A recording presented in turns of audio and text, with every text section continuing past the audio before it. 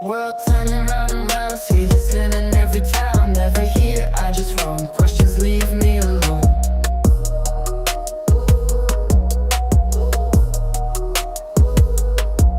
Suspicion in their eyes, is it wrong to live in disguise? Misdemeanor or a crime? I just wonder all the time.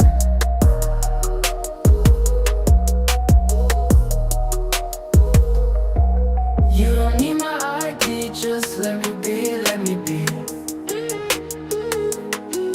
Dirty bacon on my trail, in this world I won't fail. Catch me if you can, always moving, I'm the man. Rooms with no names, just beds filled with thoughts in my head.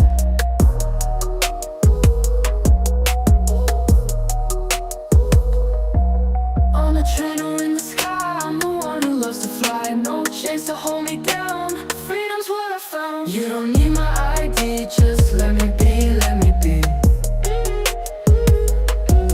Dirty bacon on my trail, in this world I won't fail.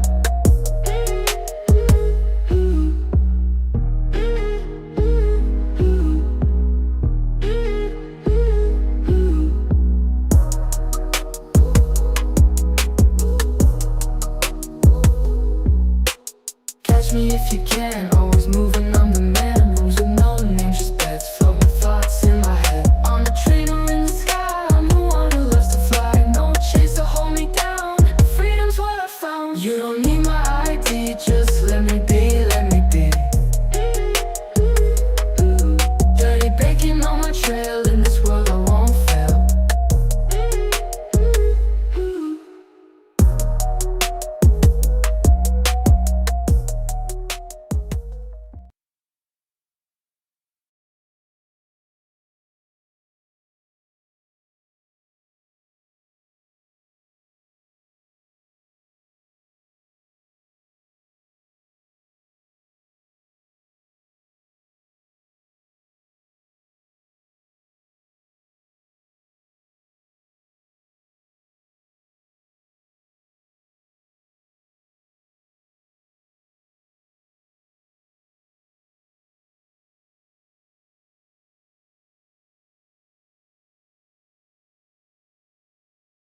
Of that right here on Live Now from Fox. But I'm your host, Mike Page. I'll be with you for the next 4 hours, breaking down the day's biggest top stories and, of course, all of the live feeds that will be coming out of Chicago. So I want to show you how the day started for Chicagoans there in that city and really everyone else across the country when they saw on the left there, that is the post that President Trump put on his Truth Social.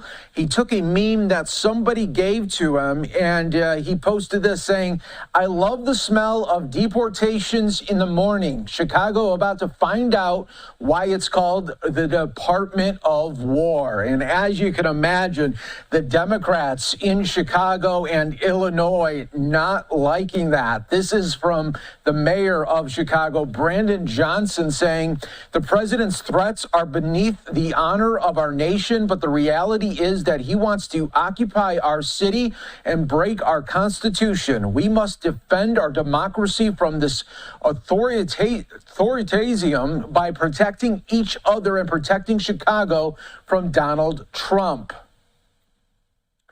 And then also from Governor J.B. Pritzker saying the president of the United States is threatening to go to war with an American city. This is not a joke. This is not normal. Donald Trump isn't a strong man. He's a scared man. Illinois won't be intimidated by a wannabe dictator. And then lastly here, this is the former governor of Illinois, Rod Blagojevich, who has really been on the side of President Trump ever since he was pardoned and really commuted there from his sentence. Rod Blagojevich saying there have been 147,899 reported crimes in Chicago this year. That's nearly 600 crimes committed every single day in the first 249 days of 2021. 2025, 278 people have been murdered. Yet Governor Pritzker says crime is not a problem and vows to sue if Trump sends help. So you saw there from the reaction from the Democrats that they are acting like President Trump is trying to have some sort of war with Chicago or Illinois by sending in the Guard. But President Trump has said over and over again that he just wants to try to reduce the crime in the city, much like what he has been seeing in Washington, D.C. So a little bit later, we'll show you a protest that happened in Washington, D.C. as well. But since we are talking about Chicago, let's show you some of the protests that happened just a little bit ago. You are watching Live Now from Fox. A woman was depositing a check at the bank, but when it fell into a storm drain, the Frost banker went in and got it? Have some speakers in the community who will remind us why we're here today. Because we know that when the Trump administration says that ICE is going after criminals, that's a damn lie.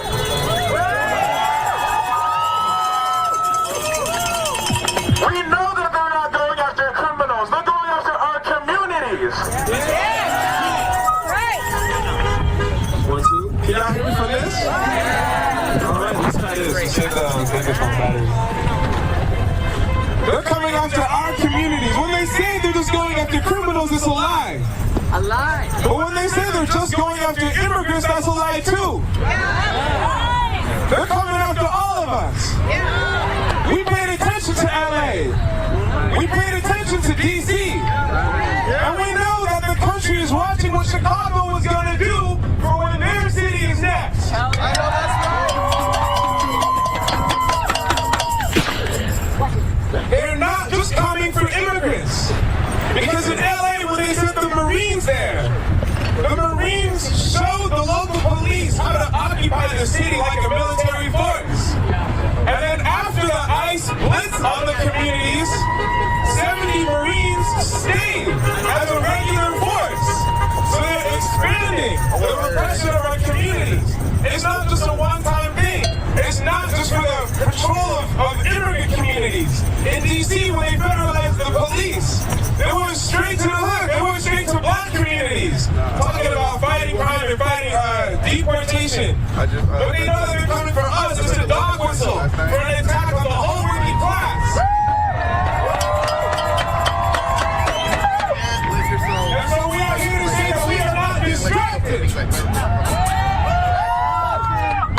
That we know what's going on, that we have clarity. That we have the will and the courage to have solidarity to fight. You know, there's an old African proverb that says, don't fall for the okie doke. And the okie doke, the trick is to think that they're just going after immigrants, but we know they're coming after all of us. Because when they cut Medicaid, when they cut SNAP, when they expand the prison system, when they expand police budgets, they know that it's our communities who are the only ones that have the guts to stand up. So these ICE raids are the ruling class getting ready to repress us. But this protest is us getting ready to win, to overturn the system, for a system that works for working people, where no one ever has to live in fear, where we can end racism, where we can end war, where we can end deportation.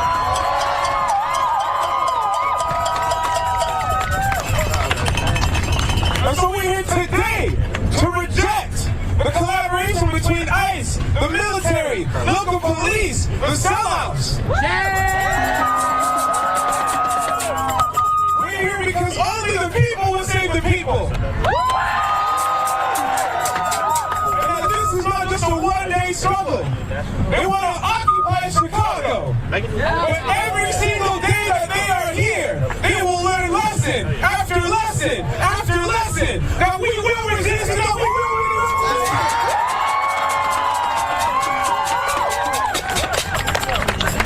And so the first lesson we have for them is from the local community organizing here in Lake County. Give it up for Jordan.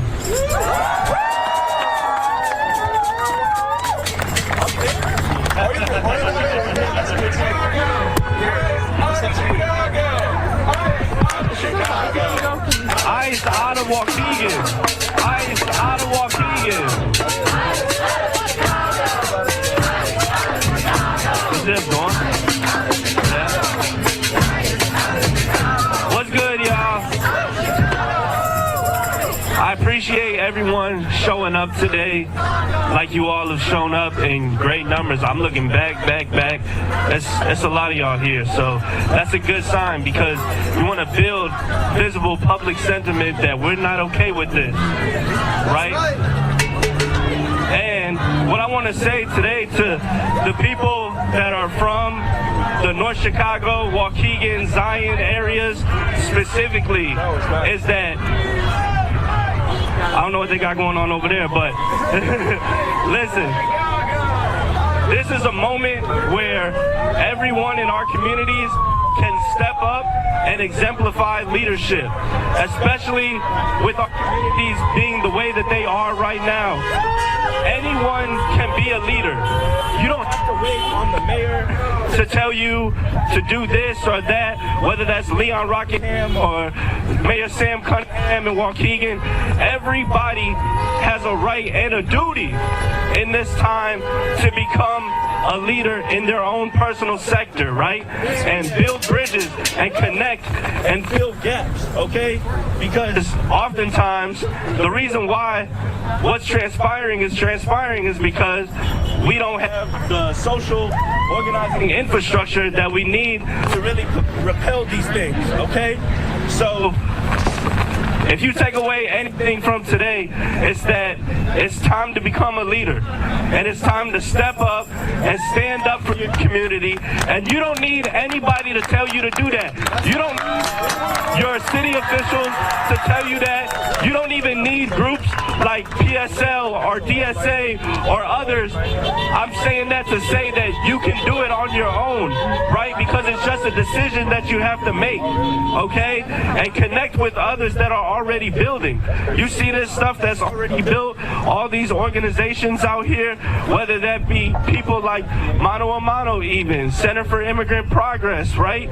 Connect with all of these people and help to enrich and expand their networks in our city that lacks so much, okay? So keep showing out, y'all. Keep defying this openly. You know, if you're a citizen right now, especially if you're from the Latin community, it's time for you to step up a little bit more, right? There's many of us in the Latin community that can't defy this, that can't come outside, that actually risk deportation to participate in things like this. So what I need from mi gente is to step up, go harder, go stronger, and fuck ICE. That's right. Fuck ICE! Fuck ICE! Fuck ICE! Fuck ICE! Fuck ICE! Fuck ICE! Fuck ICE! Make some noise out, make some noise!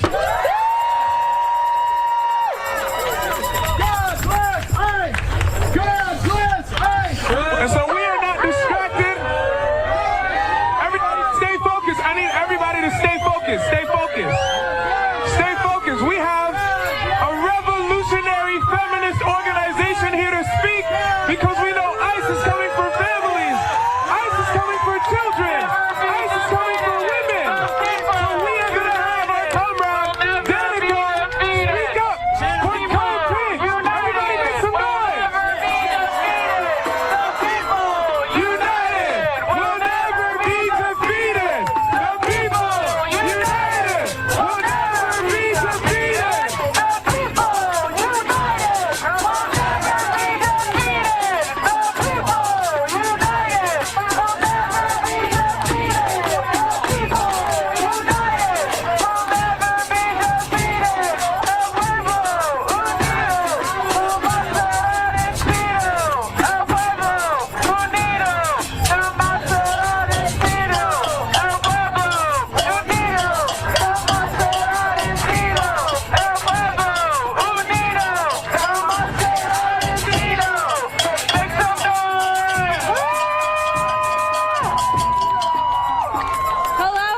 Can you hear me okay?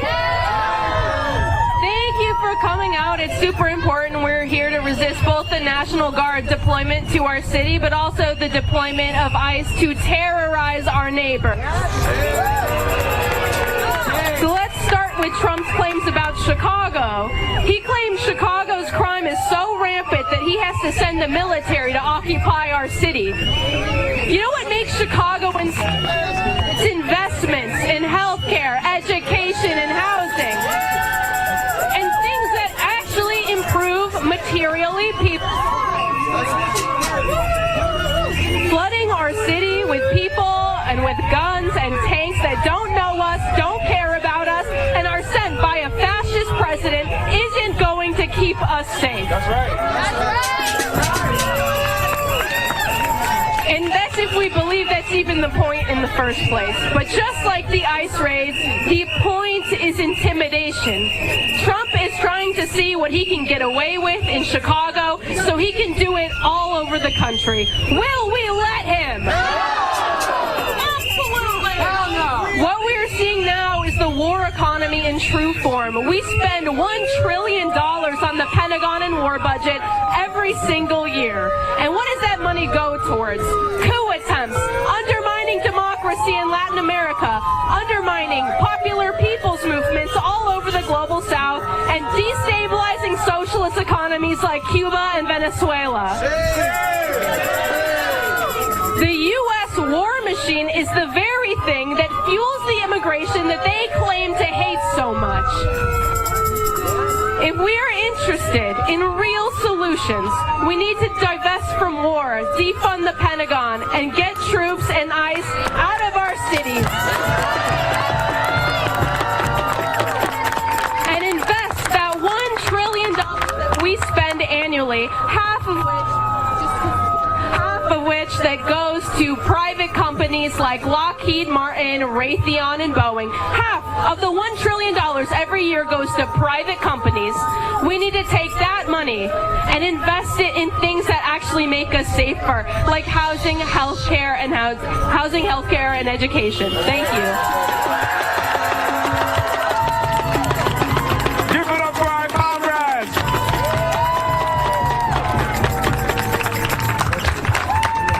The people united will never be defeated. I said the people united will never be defeated. I said el pueblo unido jamás será vencido. Make some noise, y'all, make some noise.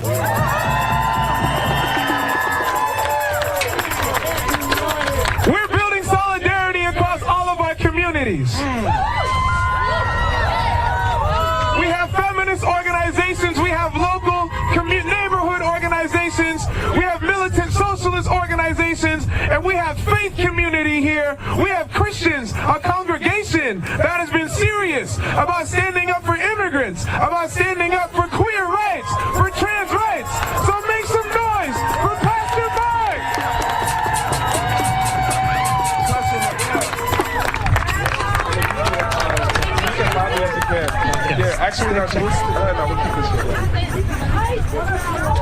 First of all, thank you. Thank you all for being here. Who expected such a large crowd here to come out to stand up and to speak out against the fear and intimidation intentionally inflicted on our community at this time. Okay? Okay. To speak out against the attempts to incite hatred and fear, distrust, and suspicion among us, all in a desire for more power and personal or political gain. It is a scary time, a surreal time that many of us hoped would never happen in this country again. But here we are. So thank you for being here, standing up and speaking out through your presence, through your signs, through your words, through your bullhorns and the energy here.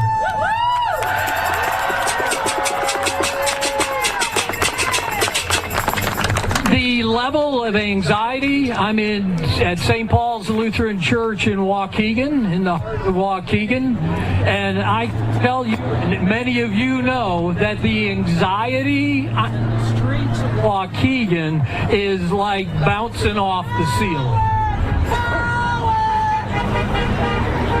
Yesterday afternoon, I went to the parking lot of one of the grocery stores, a couple of the grocery stores on Lewis Avenue in Waukegan, after there was a report that ICE was present and arresting people. I got there, and it turned out to be a false report, as there are many false reports going around. Anxiety.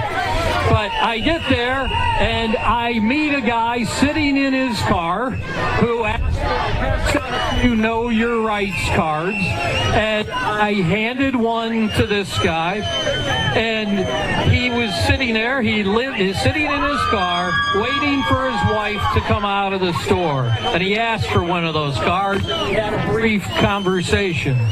He lives in Waukegan. He is from Mexico, but has long been a U.S. citizen. And he has grown increasingly uncomfortable living here. It feels like being trapped. It feels like being trapped. And he said people give him looks as though he doesn't belong here. Okay?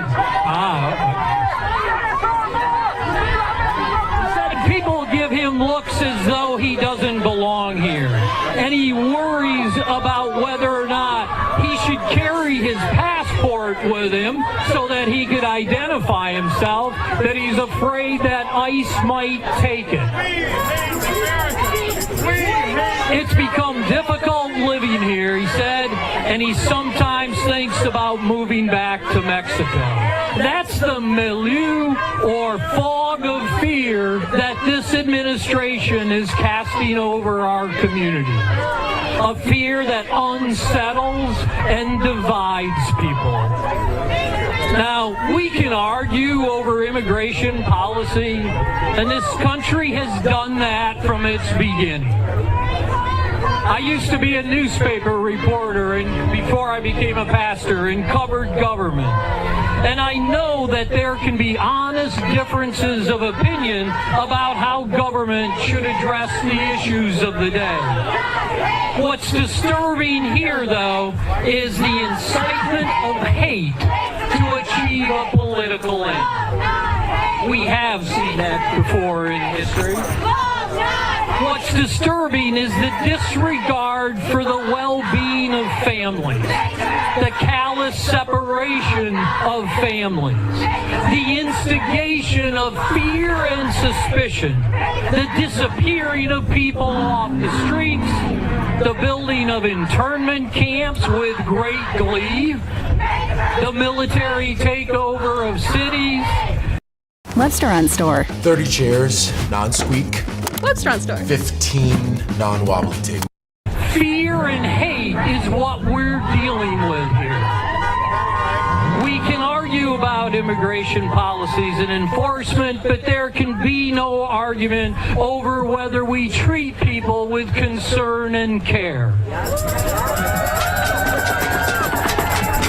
Whether we treat families, whether we treat children with care and concern for their well-being as human beings, as the beloved children of God that they are. I do think God has something to say about what's going on. We are living in a time when a middle-aged U.S. citizen sitting in his car in a parking lot waiting for his wife as she does the grocery shopping is worried and is fearful because he is brown and he is from Mexico. That's not right, and it's not just. And inflicting that kind of anxiety and fear is not what decent people do to people.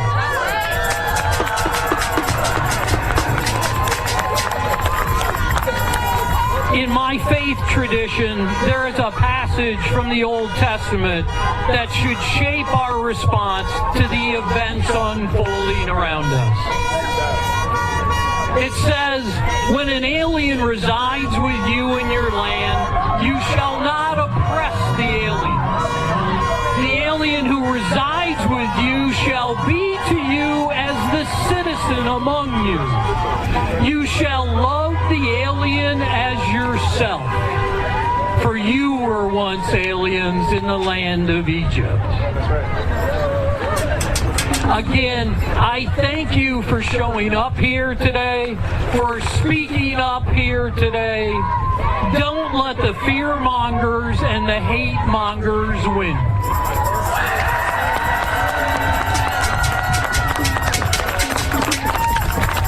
The only antidote to fear and hate is standing together in love for the sake and the well-being of all our neighbors. Keep doing it peacefully but persistently. Lives depend on it. Thank you.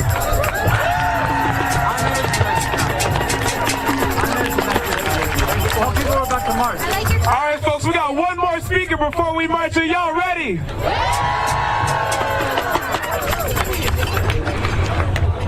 We know we need a full transformation of the immigration system in this country. Our people need work permits, but work permits are not enough. We need a path to citizenship. A real path, not a phony path.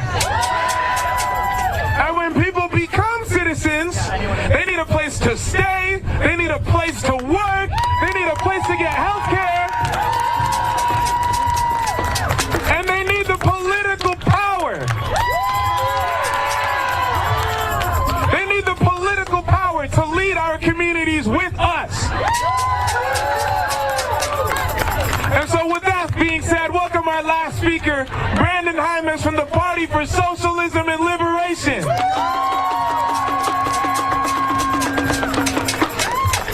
Aquí estamos y no nos vamos. Aquí estamos y no nos vamos. Aquí estamos y no nos vamos. Aquí estamos y no nos vamos. Make some noise, y'all. It's so beautiful to see you all out here because today we brought the fight to their front door. Today I'm speaking with the Party for Socialism and Liberation. I'm also speaking as a worker in immigration law, as a labor organizer, and as the proud son of Mexican immigrants. The last few months have been devastating for those of us working in immigrant rights. I've seen clients lose access to their benefits, and now they have to deal with the daily anxiety of being potentially detained and deported by ICE agents. But I'm not here because I believe the law will save us. I'm here because I believe in the power of working class people like you and me to make change. Trump is talking a lot of shit about an immigrant invasion, but we know the truth. And that truth is that the only invasion we have in Chicago right now is the invasion of agents right behind those gates. He's giving $200 million to ICE this year. And we know that with that money, we could be funding healthcare, education, housing, and our public transit in our cities. These people don't know our city, they don't know our struggle, and they don't know how to solve our problems. So I'll ask you directly because we're right here. Do you want ICE in your communities? No! I want them to hear you inside there. Do you want ICE in your communities? No! Do you want the National Guard in your communities? No! Now make some noise if you were inspired by the brave resistance we've seen in LA. LA is a critical example because they didn't sit still in the face of oppression. When ICE came to their communities, they had organizers follow their asses with speakers to announce their presence. And organizers figured out what hotels they were staying at, and they showed up at 3 in the morning to make it impossible for them to sleep. And in Ventura County, when ICE targeted farm workers, organizers brought the fight and they brought the community to the farm. So here in Chicago, we're planning around very similar mobilizations, and we need you to get involved in that resistance. Right now, we have Migna Watch networks popping up across the city. I'm a part of Pilsen Puño, and we need everyone here to be involved in that community defense. Let me ask you, make some noise if you're here from Waukegan. Make some noise if you're here from Chicago. Make some noise if you're here from the suburbs. That's right. So that right there should show you that we have people on the ground here that can be putting eyes in our communities. And that's what it's going to take down ICE. So please, today, get connected with the Migna Watch Network. And if you don't know if you have one in your community, talk to us about starting one. Because while they use the same tactics of terror, we're going to keep growing and we're going to innovate on our tactics of resistance. Because as long as they're terrorizing our communities, we're going to make it impossible for them to do their jobs. But that's only going to happen if we get organized and we stay organized, because we need to build something that lasts through our struggles. Trump is going to keep attacking our communities, our most vulnerable communities. He's already attacking the trans community. He's attacked our Palestinian community, and he's going to attack our black community. So what we need is to build and unite across those struggles, to build something that lasts and to anticipate those struggles. Because at the end of the day, what Trump is trying to do is distract us from the fact that his billionaire agenda is going to keep on going forward unless we unite to resist it. And that was from a protest earlier today. We are going to continue our coverage in just moments in Chicago. More to come. And we bring it to you all right here on Live Now from Fox in 2 minutes.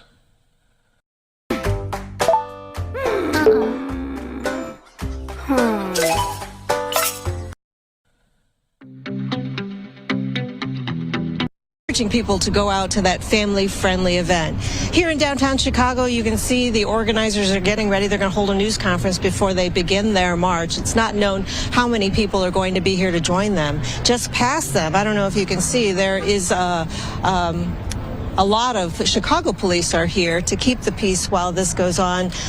They are gathered over there and at other corners here on Michigan Avenue. Tourist activity is still going on here. So it's quiet right now, but this will be getting going in a few minutes. That Mexican Independence Day parade that took place earlier, I was in touch with the organizers, and people were braced for any kind of ICE activity. They said ICE did not show up at their parade, and in fact, they had a bigger crowd than they've ever had, a couple thousand more than in the past. So they're calling it a big success. But right now, we are getting ready for what is supposed to be a big march in downtown Chicago. Reporting live, I'm Joni Lum. Now back to you. Joni, thanks so much for those updates. We'll be for sure to take that live news conference when it does happen in Chicago. Thanks so much for joining us and bringing us the latest from downtown. We'll be back with more in just moments on Live Now. Oh, yeah. Hang on 1 second. I'm going to lower that for you. Yes. We got the sign already, so if you need okay. We got that already. Okay. All right. First and last name once again. Sure. My name is Vicky Lugo. Thank you all so much for being here. I am board member of United Merchants of Pilsen Chamber of Commerce. And we're here because our community is supporting us. Our community is helping us, and not only our community, because we have marshals from all over the city, from all walks of life, from all backgrounds. It's not only Latino marshals, we have from all ethnicities that are here supporting us. And this is why we're doing the parade, because we have the support of the community, of the city, of everyone. And we encourage everyone to be able to come out here to support, to celebrate with us our different cultures, our different traditions. I understand the fear. There are many people that are scared. We want to ensure that everyone is safe. So those that are at risk, stay home, celebrate at home. But I'm sorry. Yes. Okay, I'm sorry. So, Vic, can I get the whistle? I'm sorry. In the front. Sorry. So we have some whistles that are going to be given. Thank you. That are going to be given to volunteers. This whistle here is very loud. It gets everyone's attention.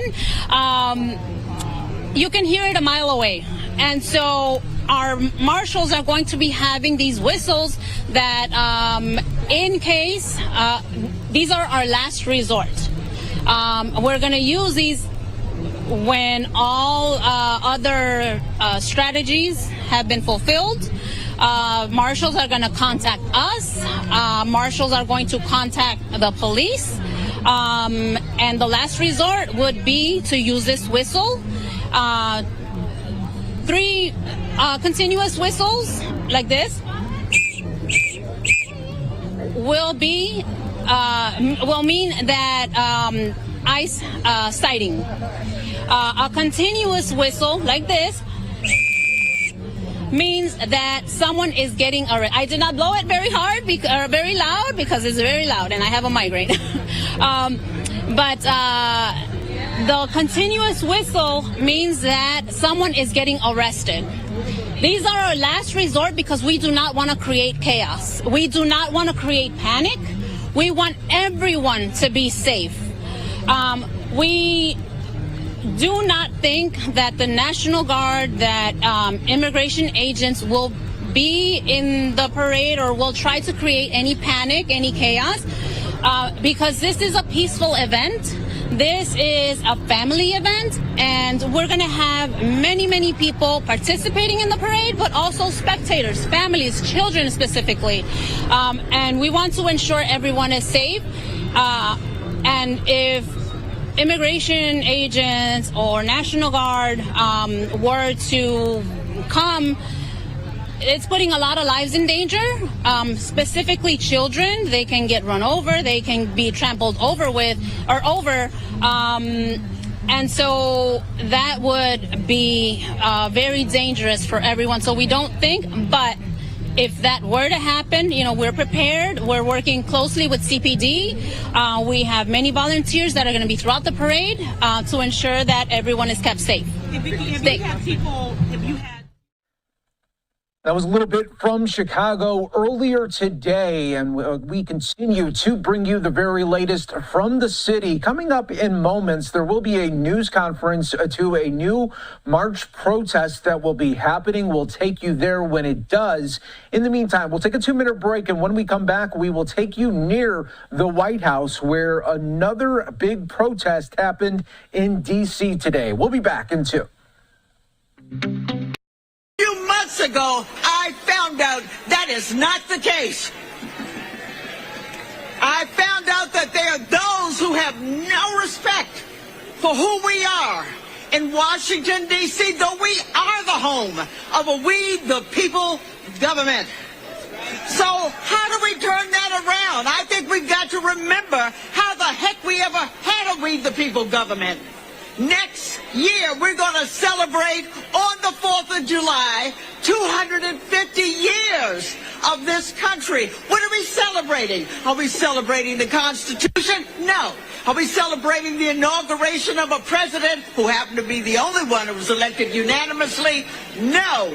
We are celebrating the day that 56 individuals put their lives on the line and engaged in an act of treason against the Great Britain when they said, I'm not going to accept the abuse, the disrespect of a distant, insensitive king. I will put everything on the line and declare my independence. That is who we are. And we must remember that. Benjamin Franklin said we better hang together, because if we don't, we will certainly hang separately. The only way we will be free in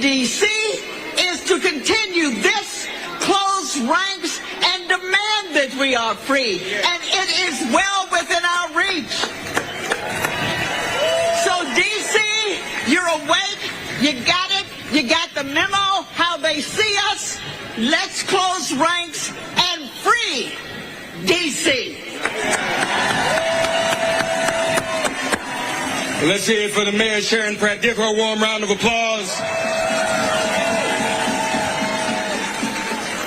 Just a few words about what brought us here. It was after that Declaration of Independence, which, by the way, if you read it, every word of it applies to what we're dealing with here in D.C. today. There was no democracy for the colonists. They had no rights to their own laws. They had no rights to their own budget. And so they staged a revolution against King George III. But then the first chance they got to build a nation's capital, they brought it here. And we have to have respect for those who stood before us. Not just the originators of the Free DC movement, but our enslaved ancestors who built this city, designed it and organized it for free. The original sin, the original crime. And then during the Civil Rights Movement, after Bloody Sunday, March of 1965, and the march from Selma to Montgomery, we were able to get the Voting Rights Act passed in August of 1965. When Lyndon Johnson held the signing ceremony at the White House, after that ceremony, the Reverend Walter Fauntleroy asked Dr. King to lead a march through D.C. for home rule. We weren't even talking about statehood yet. Just a march for home rule and an elected government. In 1965, Voting Rights Act for America, still no home rule for those of us in Washington, D.C. And then a year later, SNCC arrived here. The Student Nonviolent Coordinating Committee, in the person of Frank Smith, James Foreman, and others, and of course, Marion Barry, who would one day be mayor of Washington, D.C. We have to lift up the names of those who fought hard. Julius Hobson, Josephine Butler, Hilda Mason, and then even those who are contemporary now, Anise Jenkins of the Stand Up for Democracy Coalition. And just like we don't know, sadly, every name of every person on that Edmund Pettus Bridge with John Lewis, there are countless names, thousands in 1993 who went to jail every Thursday to stand up for democracy and to stand up for D.C. statehood. We didn't come this far to stop. We didn't come this far to give up. We have to keep on going. We can't turn back no matter what. We are on the cusp of our freedom.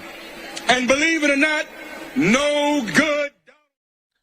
All right, everyone. So that was from earlier today in Washington, D.C. But you see in the corner there of the screen, that is an active protest that just got going in the city of Chicago. So let's go there right now on Live Now from Fox. No registry, no white supremacy. No ban, no registry, no white supremacy. No ban, no registry, no white supremacy. No ban, no registry, no white supremacy. No ban, no registry, no white supremacy. No ban, no registry, no white supremacy. No ban, no registry, no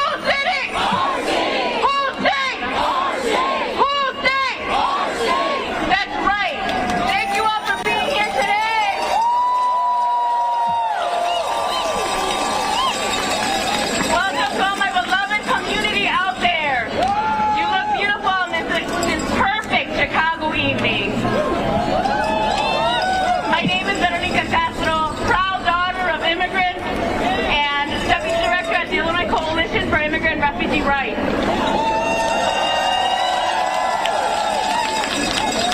Want to give a quick shout out to electeds that are standing here in solidarity with us. If y'all would put your fists up in the air in solidarity, so we can see you. Thank you, elected officials, for standing with the people tonight. Also, want to give a special thank you to Frank Chapman from Carper, who's with us this evening. We know you've been struggling so much. He didn't even let a hospital stay keep him from being here. That's right. That's what it means to be here for the people. As you have seen, the Trump administration has been escalating their illegal attacks on the city. Let me say that again. Their illegal attacks on our city. We have a federal government that instead of supporting our community, is using its vast resources to hurt us.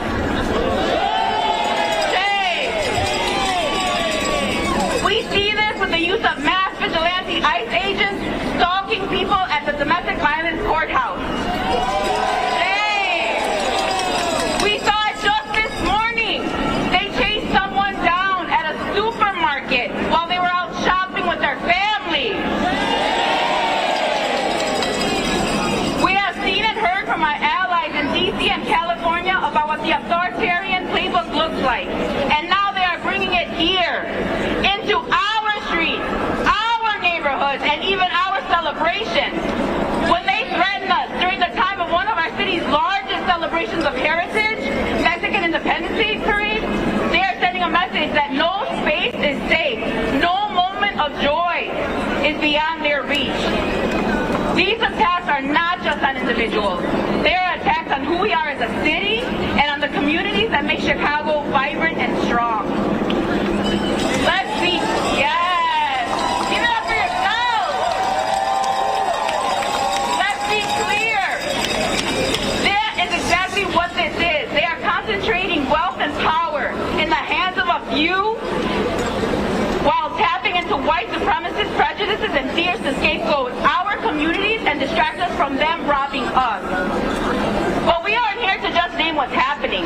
We are here to show what we are going to do about it. That's right. We are going to stand united with our neighbors, immigrants, black folks, look, the people of Chicago. Right now, our rapid response teams are out informing our communities about their rights and fighting tooth and nail to ensure that civil due process is upheld. Our job right now is to take to the streets, defend our spaces, and keep each other safe. Are you with me? Uniting in solidarity, educating our community, and resisting together. This is how we defend our home. From the south side to the north side to the west side to the yes, and to the suburbs. Can't forget the suburbs and beyond. Somebody back here knows. This is how we stop them from terrorizing our people. This is how we protect our families and ourselves. Because this is our home. And we won't stop until ICE and Trump are out of our neighborhoods, our city, our state. Because we keep us safe. Who keeps us safe? Who keeps us safe? Who keeps us safe? If you see ICE in your neighborhood, you might get a little sheet going around. If you see them in your neighborhood, please, or if someone you know needs support, have them call the hotline. It's 855-435-7693. Now I want to turn it over to my partner for today's MC, Kobe.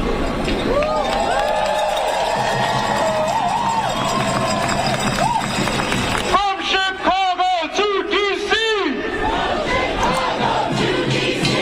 We will fight till we are free. And we need to be much louder than that. This entire march, if you do not lose your voice, you have not been doing enough. Because we need to make that criminal in the White House hear us. We need to make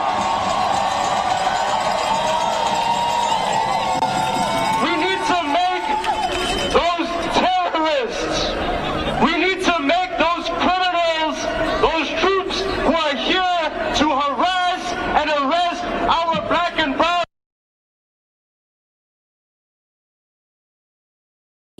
get a little excited when you shop at Burlington.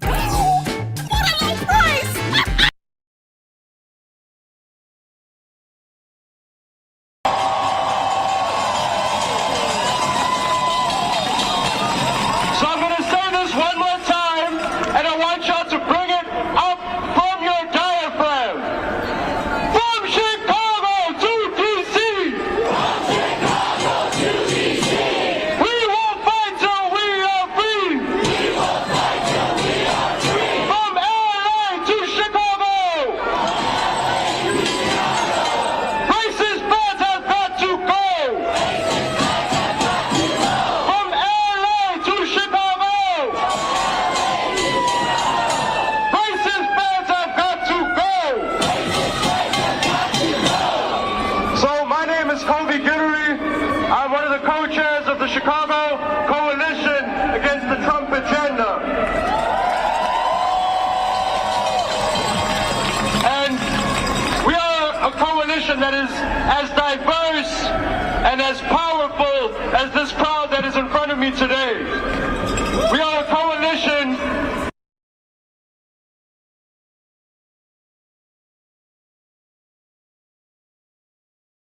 is saying about our city.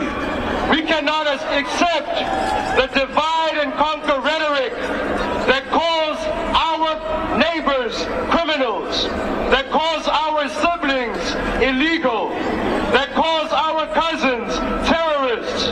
We are very clear. Yo, who is the biggest criminal in this country? Who is the biggest terrorist in this country? The most illegal stuff in this country. And we are here united, fighting back against that. I want to give another shout out to my comrade Frank Chapman. Because this is somebody who has been fighting against the Trumps of this world for a very long time. This is someone who has seen the history of Jim Crow, the history of the international solidarity movement when it came to standing up against apartheid in South Africa. This is somebody who has seen the fight against apartheid and genocide in Palestine. And we have all seen the same. And we have all seen throughout history that when we fight, and we understand that solidarity is our shield. Right now, when there are troops coming here to attack our black and brown children, we have to fight. We have to stand up together and we have to fight, because we cannot hide our heads in the sand. We cannot ignore this situation. We cannot wait for them to come for someone else. We cannot wait for them to come for us before we start getting involved. We have to stand up and we have to fight back.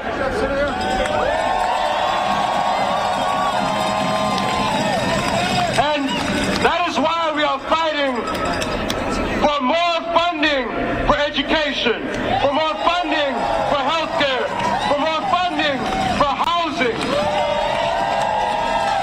And we know, based on our experience here in Chicago, based on the experience of other black-led cities in this country, that when you invest in people, that is how the city becomes more safe.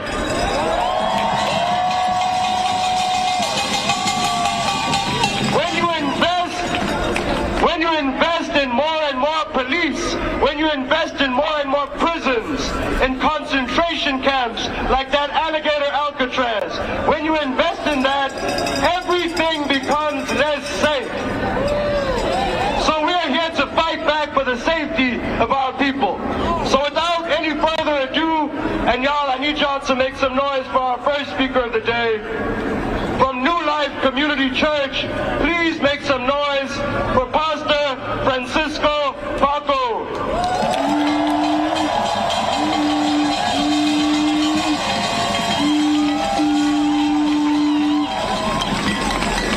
My name is Paco, and I am a pastor in the immigrant community of Little Village in Chicago.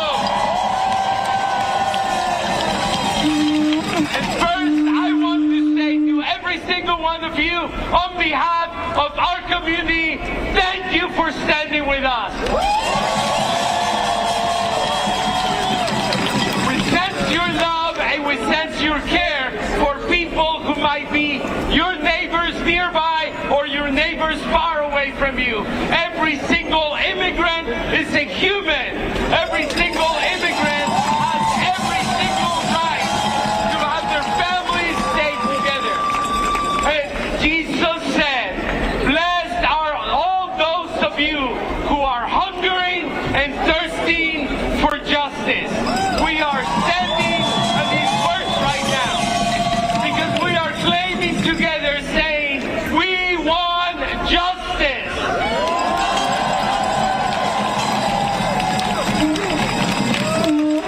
I like that. I like that. Ready? 1, 2, 3. We want justice. We want justice. We want justice. We want justice. One last time. We want justice.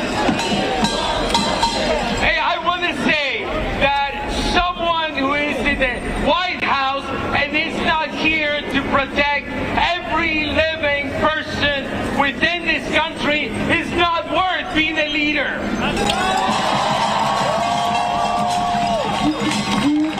So today, again, I want to say thank you.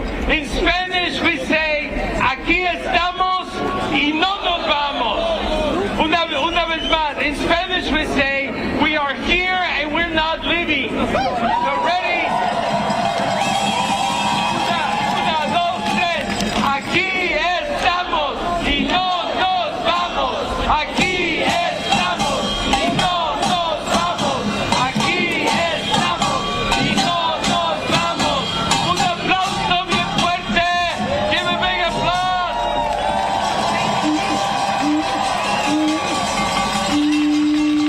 Ready for more? I'd like to introduce our next speaker, Brianna Champion from the Black Voter Project.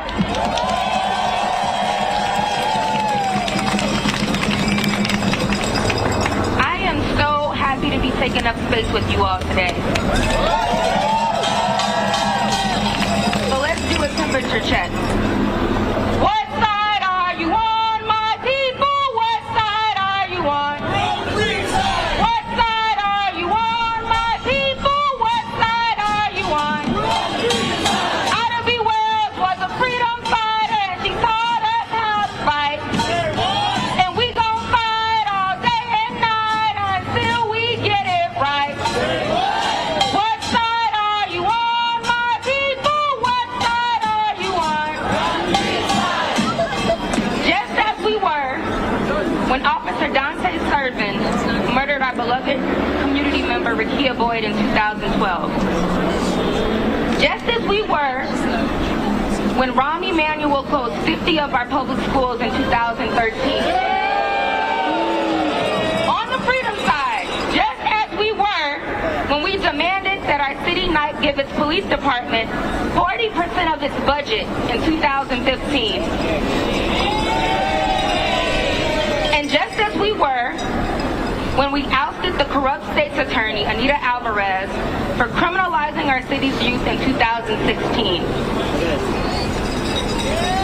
These are only but a few movement moments that have grown me as an organizer and restored The speakers at this event. Here's another shot here before they go on the march there. So we'll be keeping an eye for it on Live Now from Fox, and if there is any type of police activity involved with these protesters, we will bring it to you on Live Now from Fox. In the meantime, we'll take a 2-minute break, then we'll take you out to New York City, where Bernie Sanders is speaking. In on Live Now.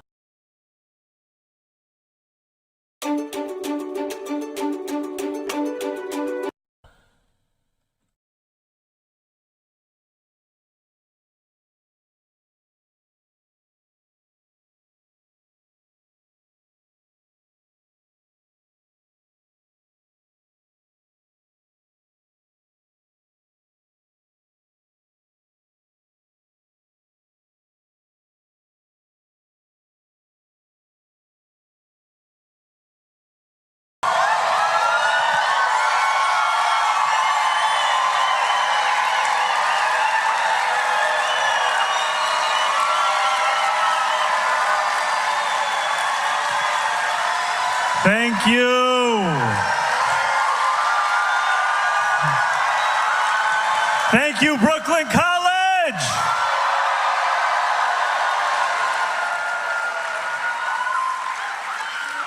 What an honor. What an honor it is to be here with you today. Can we hear a round of applause for Luis?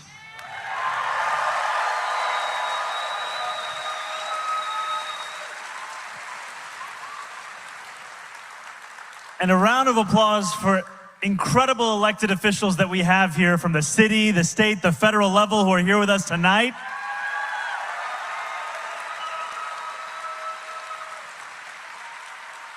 And for Brooklyn College.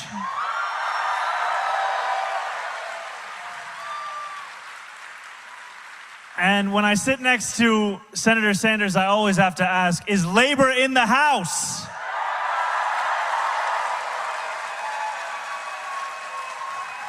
Is PSC CUNY in the house?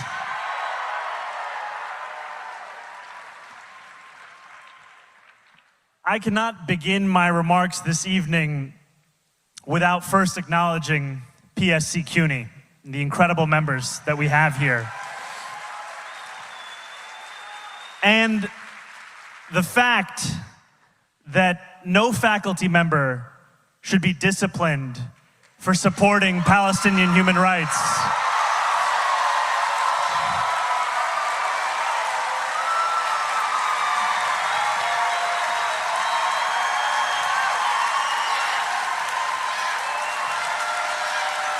And I want to thank PSC CUNY for standing alongside their rank and file.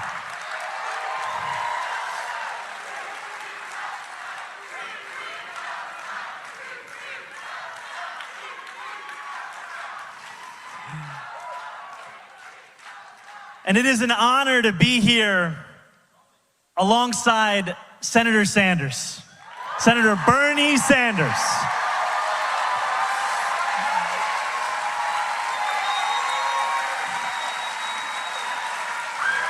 And I just want to share what Bernie has meant to me. It was Bernie's campaign for the presidency in 2016 that gave me the language of democratic socialism to describe my politics. And it was Bernie's Queensbridge rally on October 19th, 2019. That was the first political event of my campaign for state assembly. Now, that was unbeknownst to Bernie and his team. We were canvassing the line to get into his rally. We were asking for $1, $5, $10, emails, whatever we could. And we did that, and we walked inside to this rally, and I remember the electrifying feeling we felt of a campaign reborn and a movement reborn alongside every single borough of this city. And when Bernie walked out to Back in Black by AC/DC, those who were there remember, we felt as if possibility was a fact of life. And his campaign continued to inspire so many of us. And as I ran for state assembly for the many months beyond that, we continued to look to him and his campaign and his vision. Currently under attack right now. Regardless of what agency specifically is carrying out that attack, we're standing up and we're fighting back against it. All right, that was Fox 32's Joni Lum once again speaking to protesters, and we talked to her a little bit earlier this evening, and we'll continue to showcase more of this march through the streets of downtown Chicago when we come back. We'll be back in just 2.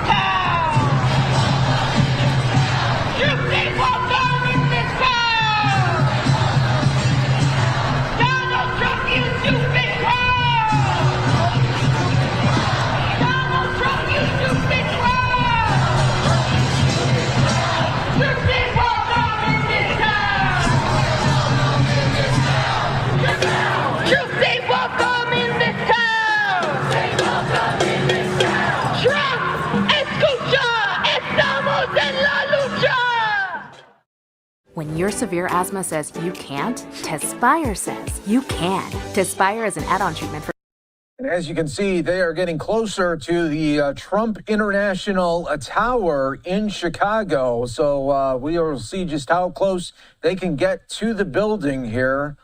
Let's continue to listen in. Trump, escucha, estamos en la lucha.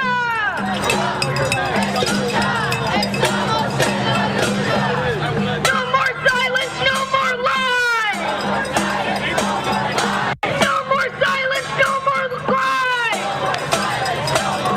We lift our people, we organize. We lift our people, we organize. We lift our people, we organize.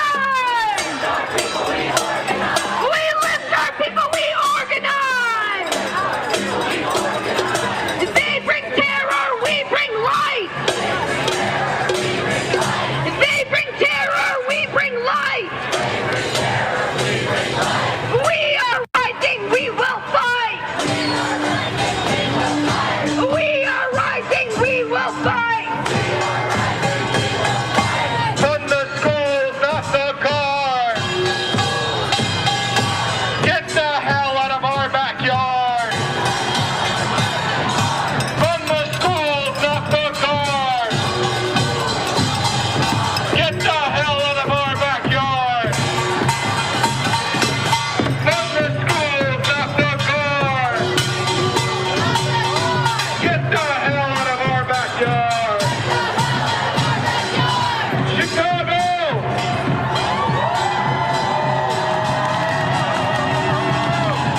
No troops on the ground, no ice in Chicago! No troops on the ground, no ice in Chicago!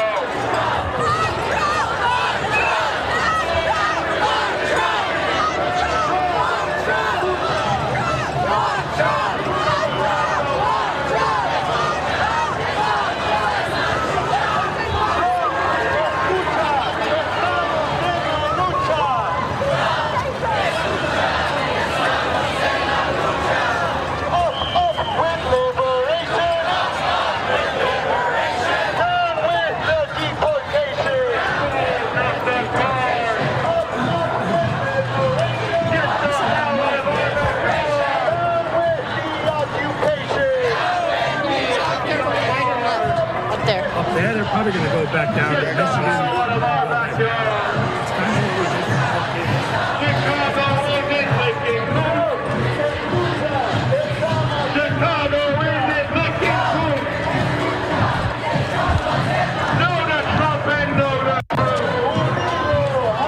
It's just so funny. You have little like toys shopping and shit, and you're like, oh my god.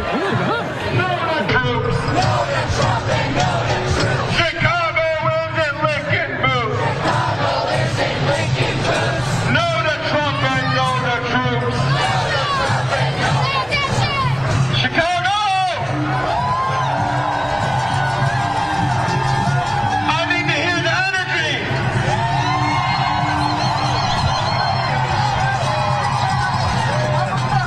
Fuck Trump!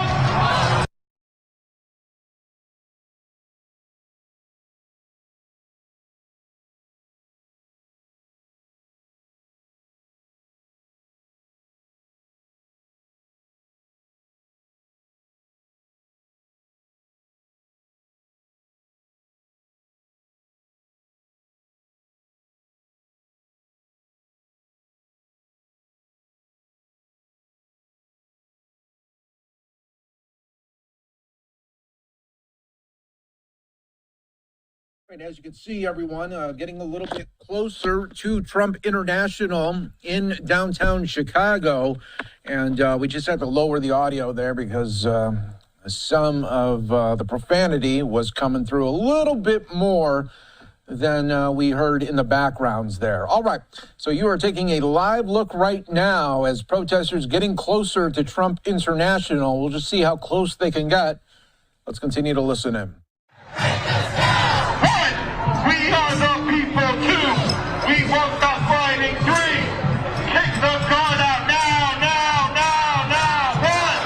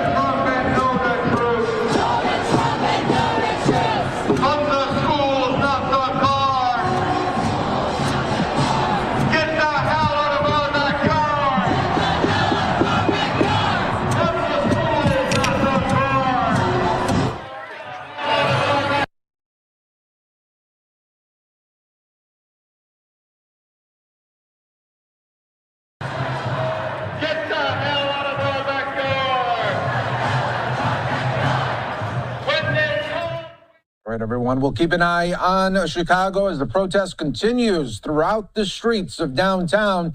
We'll be back in just 2 minutes.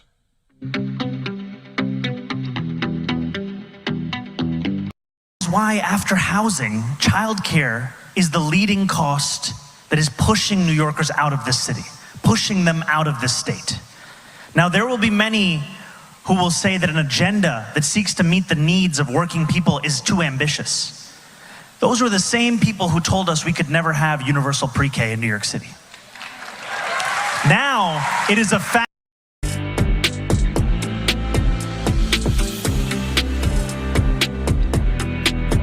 Does play out here. Sure. Well, that being the case, and whether or not there's continued examination that happens, but without conclusive autopsy results, prosecutors are going to have a difficult time proving the cause and manner of how the baby died. So, it sounds as though right now they're pursuing charges of concealing a birth and abuse of a corpse, things of that nature. Those are certainly much lower level felony charges than a homicide charge. If the prosecution were to seek to prove something higher up like homicide, the defense trial strategy would likely be to argue that the evidence is insufficient to prove any intent or culpability as far as the death of the child itself. So, you got to remember it's the prosecutor's burden to prove guilt. Lakin doesn't have to prove she's innocent. She doesn't really have to prove anything. And in a case like this, you kind of touched on it, but what types of evidence do investigators typically rely on, from medical records, witness statements? What will prosecutors actually need to prove? I thought I knew what therapy was until I found the right therapist. And let me tell you, game changer. You see, for years, therapy felt like talking to a really smart best friend. Insightful? Yes. Helpful? Sure. Something was missing. I would leave sessions. Well, those are two of the most critical forms of evidence, witness statements, including the statements made by Lakin herself. And it does appear that she has given a statement, that she's admitted that she gave birth. It doesn't. It's unclear whether she's given any other details beyond that regarding the state of the child, if she believed the child was born alive or what have you. But again, the evidence that's going to be key here. Other witness statements, if any, the medical records, obviously, the autopsy results themselves, and a forensic examination of the crime scene, the closet and the blanket that the baby was found wrapped in. All of that is going to be critical as far as the state's evidence is concerned. And when you are talking about a case like this, again, you kind of touched on it, but you're talking about a newborn and you have these inconclusive results there. What makes this case maybe challenging for investigators, but also for prosecutors? Well, again, it leaves the door open for the defense to argue that the child died before birth, that it was stillborn, or that even if it died after birth, that death was accidental. So again, if the prosecution is seeking to prove that Lakin was responsible for the death of the child without conclusive autopsy results, that's a pretty steep hill for them to climb. And kind of going in reverse a little bit, can you explain some of the charges that she does face there? Yeah. Well, again, I think they've already talked about some of the charges that they're currently are alleging tampering with evidence. I think other charges, concealing the birth. I think that's also one that's been mentioned here.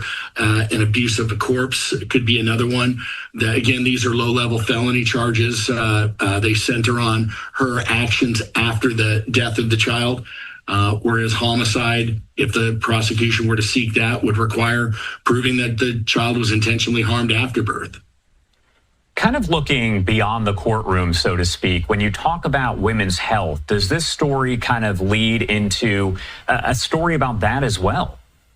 Yeah, I think so. This case highlights sensitive topics regarding women's health, especially mental health and the mental health and of a young mother. This is a young college co-ed here, and the pressures that young mothers face. You can already see this in traditional media, certain articles out there already, as well as social media.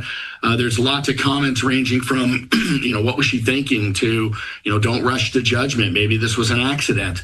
So this case certainly raises questions regarding social stigma and accountability.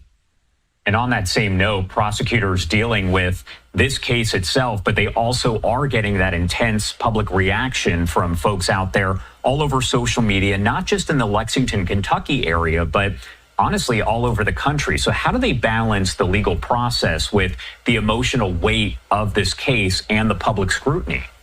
Well, if they're doing their job properly and they're focused on seeking justice, which is what should be their mission, rather than just obtaining convictions, then they're going to have to separate the legal issues from the media hype.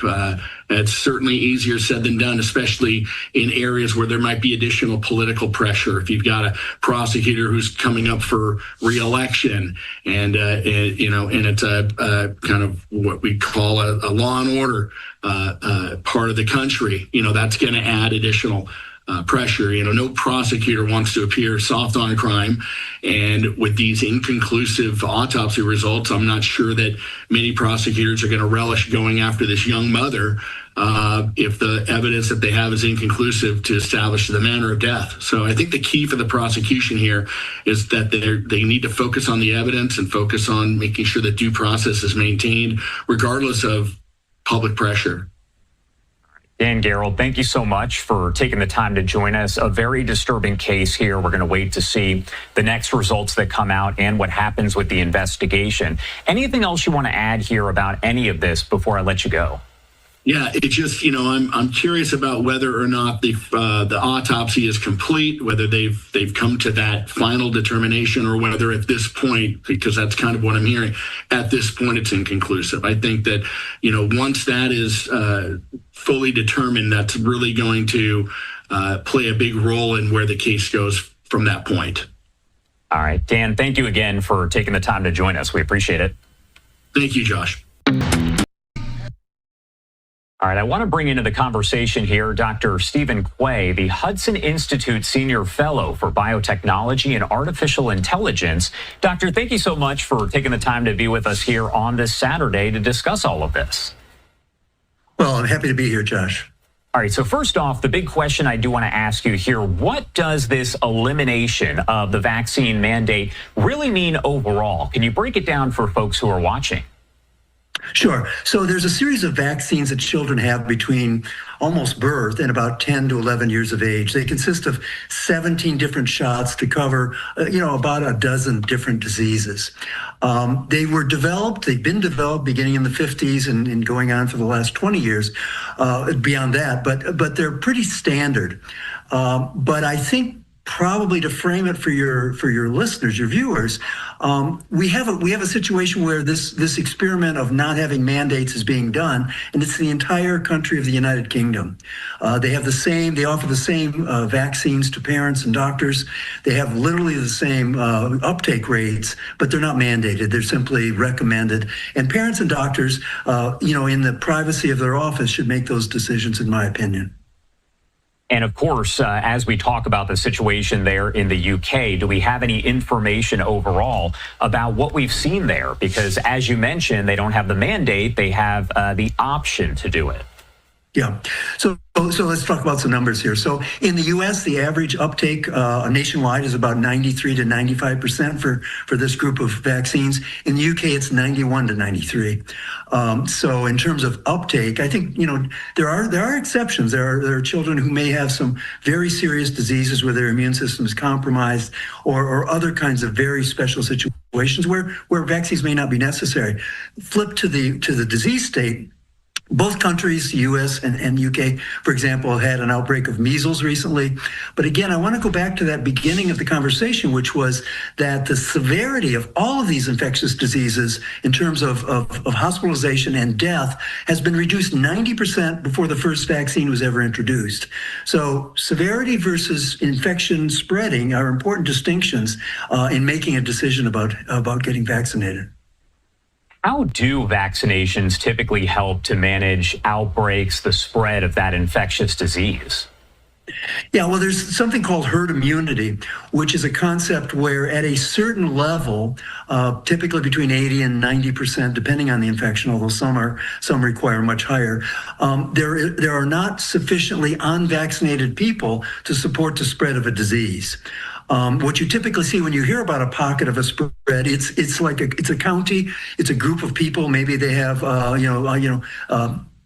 commonality like Amish or something where there's a large community where the vaccination rates may be well below 50%. You'll see spread there, but once it hits a community with 80 to 90%, it's greatly reduced. And so that's the medical principle we're trying to generate, is this concept of herd immunity. When we talk about the medical professionals who are considering all of this here, when they're evaluating whether mandates are necessary or not, how do they even go about doing that? Do we know? I'm not as familiar with how mandates are put in place. I'm a very strong component of the physician-patient relationship as being a pretty sacred kind of relationship, because you can make standards for entire states or nations, but when you have a patient in front of you and you're looking at their situation, the family members, maybe they have a family member who shouldn't be exposed to their childhood disease, you have to take all of that into consideration. So I really like the ability of educated people to do the right thing for their children in consultation with their healthcare provider. What should parents right now who are listening to this or hearing about it elsewhere, what advice do you want to give them? What do you want to make sure that they are aware of? Yeah. So these 17 shots that comprise of vaccinations against, about 12 diseases are highly effective in stopping both the spread of the disease, but also the severity if you get it.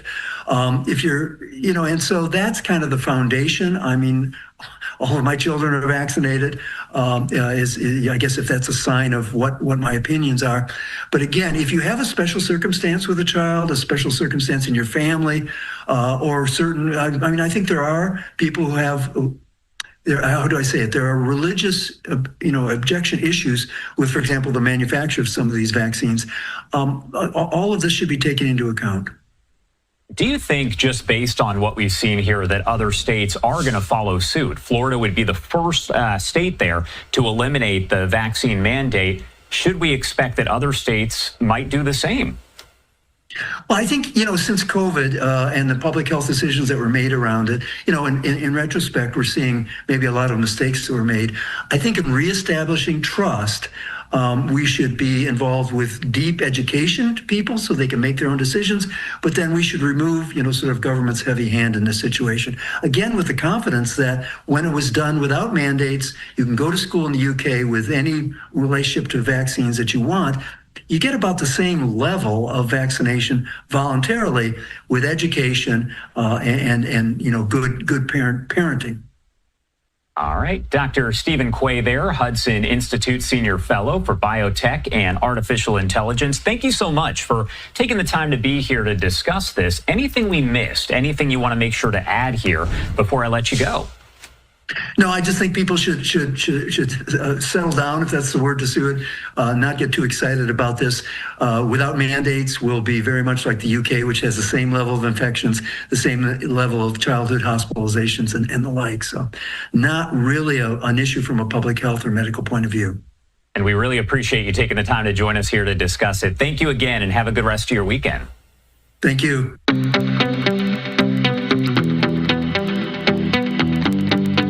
Time to join us here. My pleasure. Thank you for inviting me. Of course. And first off, I did want to ask you, changing the name back to the Department of War, what kind of message does that send to U.S. allies and also U.S. adversaries? Well, along with you, I was watching the president's remarks, and what a great marketeer he is. I think one of the best in our generation. But this currently is a rebranding and remarketing effort. Despite that, because it doesn't have it has to be ratified by Congress. It was created by Congress, the Department of Defense, and so it's currently unofficial, the Department of War. Doesn't mean he won't get it. I think there's a good chance he's going to get it changed to the Department of War. But the question you asked, what does it mean? It means more than just a name. What's in a name? When you're talking about war and defense, it signals intent. And the intent is of a more aggressive United States. Our adversaries and allies will probably look at it differently. Our adversaries, and I'm going to look at our adversaries as the axis of upheaval, as some have called it, which is China, Russia, North Korea, and Iran. They already know quite a bit about us. I'm with the president in that we have the largest military in the world. Our budget is $1 trillion. That's our war budget, which is, it's 3 times China's. So yes, we are the preeminent military power. They know that. They have very good spies, very good intelligence. They don't need to be convinced. It's our allies that are looking at us a little bit, they're a little concerned because they want to know what's going on with the United States, what's going to be happening with diplomacy, etc. And I did want to ask you, why did the U.S. change it from the Department of War to the Department of Defense there in the first place? Well, that was President Truman, and it was in 1949, I believe. It had been the Department of War prior, as the president mentioned. The difference is with the times that President Truman was living in. Russia was developing a nuclear weapon and was going to be, if it hadn't already, was going to be deploying it and testing it within a week or 2 of that announcement. And China was going to be announcing, Mao was going to be announcing the People's Republic of China. So there was a lot of unrest, a lot of fear. And what he was striving for was deterrence, nuclear deterrence. And so it was the Department of Defense. He consolidated the 3 arms of the military under civilian leadership. And some have said that the most significant part of the Cold War was that it remained a cold war and never got heated. And that was his goal. What do you think the American people think of this overall? What have you seen as far as reaction when you talk about changing from defense to kind of focusing it on war? Okay. I don't think there's much of a reaction from the American people currently. I think it's going to be debated in Congress, which raises a whole bunch of questions such as history, messaging, symbolism, ally strategy. So this will continue in the talk houses and in the coffee houses in Congress. But I'm not sure that the people really care. What they care about is the economy, what they're buying at the stores, etc. And if he can bring that kind of stability back, I think he's winning. As far as Congress goes, I wanted to get your take on this, and I'm not sure if you can speak to this necessarily, but is this going to be a bipartisan situation when you talk about approval, where you have Republicans saying, yes, we're going to change it, and Democrats saying, no, I'm not going to vote for that? Again, I don't really know. I don't think there's been any polling. I suspect it will be along party lines, but I'm not sure. I don't think this is a major issue currently for the American people. As I said, the economy is the number one issue, and that's what they're concerned about. We're not in a war currently. We're not in a major war. Americans have not been enlisted to join an army, so it's on the back burner for most Americans. My last question here before I let you go. Is there any significance to the timing overall of this name change? This was, I do want to mention, the 200th executive order that was signed by President Trump since he entered office for the second time there back in January. Any significance on the timing overall? I think it's very significant. That's a very good question. Just last week, we had the goose-stepping Chinese military parade, and they displayed their weapons, which is ICBMs and all the other weapons that they wanted the world to see will be deployed in a Taiwanese invasion. They wanted the U.S. to see it. They know what the U.S.'s military might is. They know it better than our allies do. However, this, I think, is a response saying that the U.S. is not going to be standing on the sidelines, but we will intervene. We are the Department of War, not the Department of Defense. So I do think that there is some symbolism and timing associated with this announcement. Usha Haley, thank you so much for taking the time to join us and helping to break it all down. Anything we missed? Anything you want to add here before I let you go? No, as I said, I think this is a rebranding effort so far, but it is also messaging, and it's telling the world what our intent is going to be. So it is significant. Yeah. All right. Usha, thank you again for taking the time to join us on this Saturday. We appreciate it. Thank you.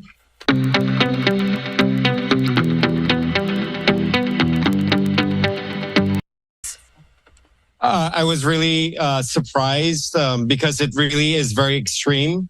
And I was also very deeply troubled because it's not only about individual health. It's about the health of the community and the health of the health system as well, that have to take care of people who get sick unnecessarily. And so when we're talking about some of these vaccine mandates, can you sort of explain to us, first off, how this comes about initially? How long have vaccines been a cornerstone of public health, especially as it pertains to there in the classroom? When I'm first thinking about some of those childhood diseases, it takes me back maybe about 60 to 80 years ago to the polio epidemic, or talking about even something as serious as smallpox. Can you sort of speak on that? Yeah, so vaccines for children's health and health in the community in general have been around for decades, actually. And like you said, Christina, there was polio, there was measles, and a whole host of other immunizations that we rely on right now. Take measles, for example. It wasn't very long ago when we had more than 500 kids die every year, but tens of thousands go to the hospital. For polio, like you mentioned, we're not only talking about deaths, but lifelong disability. So it is very significant to really think about not having this as a mandate for kids going to school, because we think about immunizations not only in protecting the individual, but do remember that concept of herd immunity. If enough people in the community get immunized, if enough people in the school get immunized, that protects kids whose immune system can't really respond to vaccines, or people who come from other places who may not be as well protected. So, for many reasons, we worry about this move. We not only worry about Florida, but we worry about states like Texas, who may look at Florida's example and become emboldened to take similar measures. And I'm glad you brought that up, because typically as these sort of things come, they say that, and even in the articles that are being written about this, Florida seeks to become the first state. This is not necessarily going to start and end here. I do want to put up what we've heard there from the Surgeon General. Putting this up on the screen, he made this remark on X, saying Florida values medical freedom, informed consent, and parental choice. Thank you, Governor DeSantis, for making it all possible. I have to say, Dr. Chen Hong, there is that conversation out there about medical freedom as well as informed consent. Can you sort of speak to maybe where the origins of this are occurring, but maybe how it can be a more nuanced conversation? Yes, definitely. It is more complicated than it seems. And of course, everybody has choice to make informed choices around medical care. But this is about the health care of the community. And even before the pandemic, we've seen the anti-vax movement, become bigger and bigger and a larger part of our national discourse. But what happened is during the pandemic, because of public health interventions, particularly early on when we were socially distancing and sheltering in place, people became very aware of losing so many freedoms that we had. And I think that's part of it as well. I think the anti-vax movement or anti-vax sentiment started before, but it got really jump-started or catalyzed by all the losses we had during the pandemic, not only in public health and individual freedom, but losses in friends and our way of life and the things that we took for granted. So until we take stock of that, I think all of this is really snowballed because of that. And I'm putting up some video as well that we have from this news conference where it all happened with the Florida governor, Ron DeSantis, really being at the center of this conversation and some of the political moves he's wanted to make there in the state of Florida. I have to ask you, how long has the medical community and the political agenda been lined up? Is this something relatively new that we're seeing, or is this something that has existed in this conversation for some time here in our country? I think there's always been political aspects of health when you think about global health and, how we deliver health, which is really intertwined very close with politics. For example, with HIV prevention, we know that giving a shot or even contraception, giving people power can really be a big factor in improving their individual health, giving them political power. So it's always been intertwined. But again, what happened recently has become so divisive.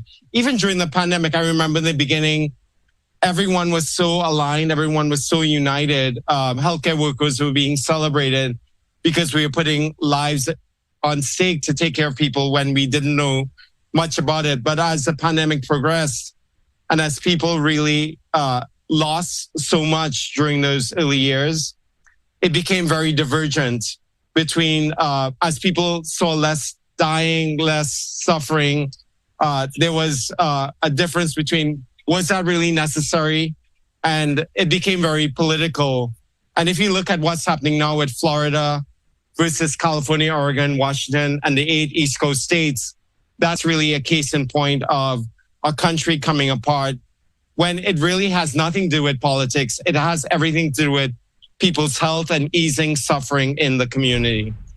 And lastly, before I let you go here, we were just looking at some of those live images of the White House as well. The conversation has also gone national at this point. Of course, talking about RFK Jr., he testified in front of Congress earlier this week, speaking on some of the issues concerning vaccinations, particularly the COVID-19 pandemic and how you've been speaking about it and how he feels and others maybe in the Trump administration see how the pandemic was handled here in our country. When we're taking a look overall at what the sentiment is as it pertains to infectious diseases, vaccines here in the country, and the changes recently made at the CDC. Do you feel as though things are going to move in a solid direction, or what can folks sort of look out for when it pertains to their own personal health as these changes could possibly be made on the national level as well?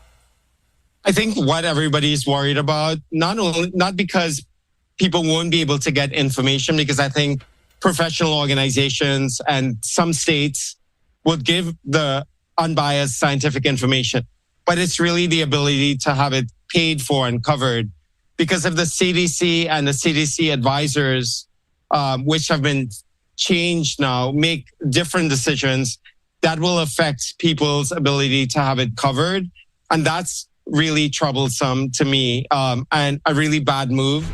So, I think what people should do is really try to stay up to date on vaccines, stay hopeful, talk to your Congress person or your lawmaker. And at the end of the day, people still trust their clinicians from recent studies and recent data. So reach out to your doctor, reach out to your nurse practitioner, to your nurse, and have those conversations with them.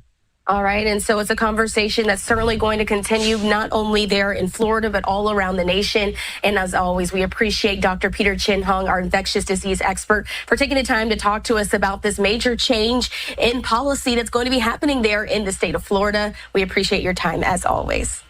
Thanks so much, Christina.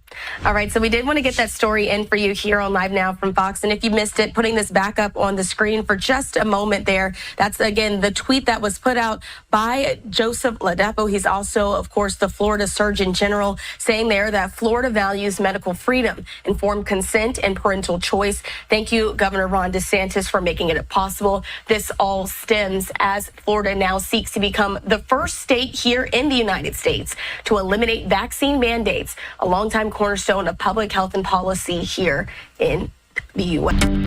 Around the world. Mr. President, we haven't won a major war since, and that's not to disparage our warfighters, whether it's the Korean War, the Vietnam War, or our generation of Iraq and Afghanistan. That's to recognize that this name change is not just about renaming, it's about restoring. The name change comes as the White House faces criticism for taking out a boat it says carried 11 Venezuelan drug smugglers and their cargo in the Caribbean.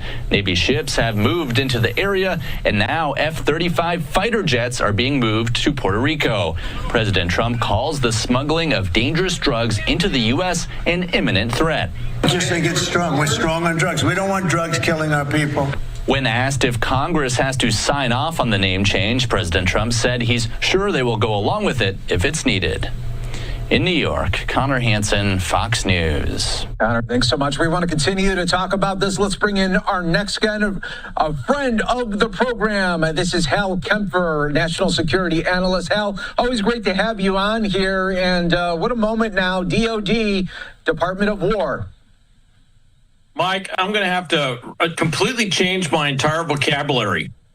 Sec def becomes sec war. The Dow of what used to be DOD, shall we say, it's all going to have to change. It's really interesting, though. I study a little bit of history, shall we say, and you go back and yes, it was the Department of War all the way through World War II, and then after World War II, and I think there was some of that thought at the time of, that was maybe not the war. World War I was a war to end all wars. Obviously, that didn't happen. But World War II, the thought was, well, we won't have something like that again. So they changed it to Defense Department. All the lexicon changed. Interestingly, the U.S. led the world. I mean, we were the superpower after World War II. And you found all the NATO countries, they're called MODs, Ministry of Defense, not Ministries of War. And the idea was that we're on the defense. We're not going to go out there and do offensive wars anymore, that we're just going to defend our own sovereign territories and, defend NATO territory and things like that. And that was part of the thinking. Obviously, this is a rebranding. It's very symbolic. It really doesn't do anything to change what is the Department of Defense to the Department of War. And of course, I'd also bring up, though, DOD, Department of Defense, is in a lot of congressional legislation. So you're going to have congressional action to formally change the name. I mean, they can do some cosmetology, which is kind of what they did with taking out one sign, put up another sign, things like that. But that doesn't really change it because it still is codified under U.S. code as the Department of Defense. And that's a big change. Yeah, it really is. And I mean, if it really would go through Congress, I mean, just think about everything that would change as far as all the different, statues and different naming artifacts that they have, not only in Washington, but really across the country.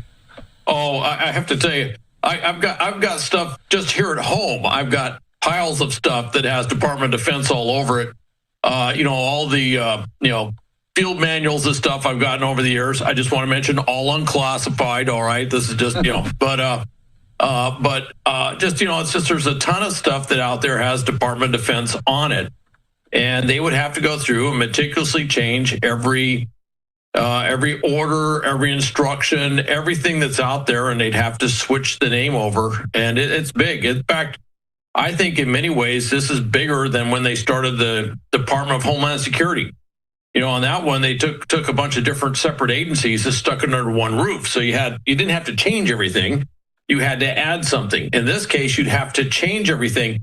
And it's been around for a long time. It's been around since the 1940s. So this is not something new. I mean, this is something that's been kind of established for a very long time. And then the question is, are our allies overseas in NATO and elsewhere, in the West Pacific, are they going to look at the semantics of what they call their ministries of defense? Are they going to start changing the names of those things?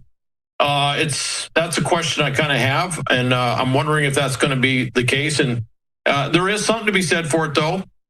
When you're called the Department of War, everyone remembers why you're there, which is you're there to fight wars, and that is really at the core. Look, there's shockingly a lot of politics in Washington, but when Secretary Hegseth gets out there and says, we're war fighters and we have to have a warrior ethos, this is not a new concept. I would hear the same thing back in the 80s. I hear the same thing in the 90s, that we need to be more warfighter focused, the warfighter, our whole purpose, everybody in what was then called the Department of Defense, everybody was focused on the warfighter, and that's our whole purpose for being. And so it's not a new concept, but this is kind of taking all that stuff over the last few decades. And I think it's also, we're feeling the reverberations. I mean, it's so new that a lot of us don't realize this, but I came into the military after Vietnam, and I certainly felt the pain, if you will, that was in the military throughout, particularly the Marine Corps, of the Vietnam experience. And there were some great leaders, some I would call mentors, that had been through Vietnam. They went through that period. They saw what it did to our service, how it hollowed out the service in the late 70s, and they were dedicated to rebuilding. Not just the Marine Corps, but all the services felt this way. We had to rebuild after what we've just gone through. I think we're starting to feel the reverberations of the war on terror, the reverberations of Iraq, the reverberations of Afghanistan. And I think Pete Hegseth kind of, encapsulates that in many ways. Some of these thoughts of, we want to be more focused on this big war mission, and we don't want to go out there and do what we just did. I mean, our departure from Afghanistan was certainly not the desired end state, if you will, from when we went in there.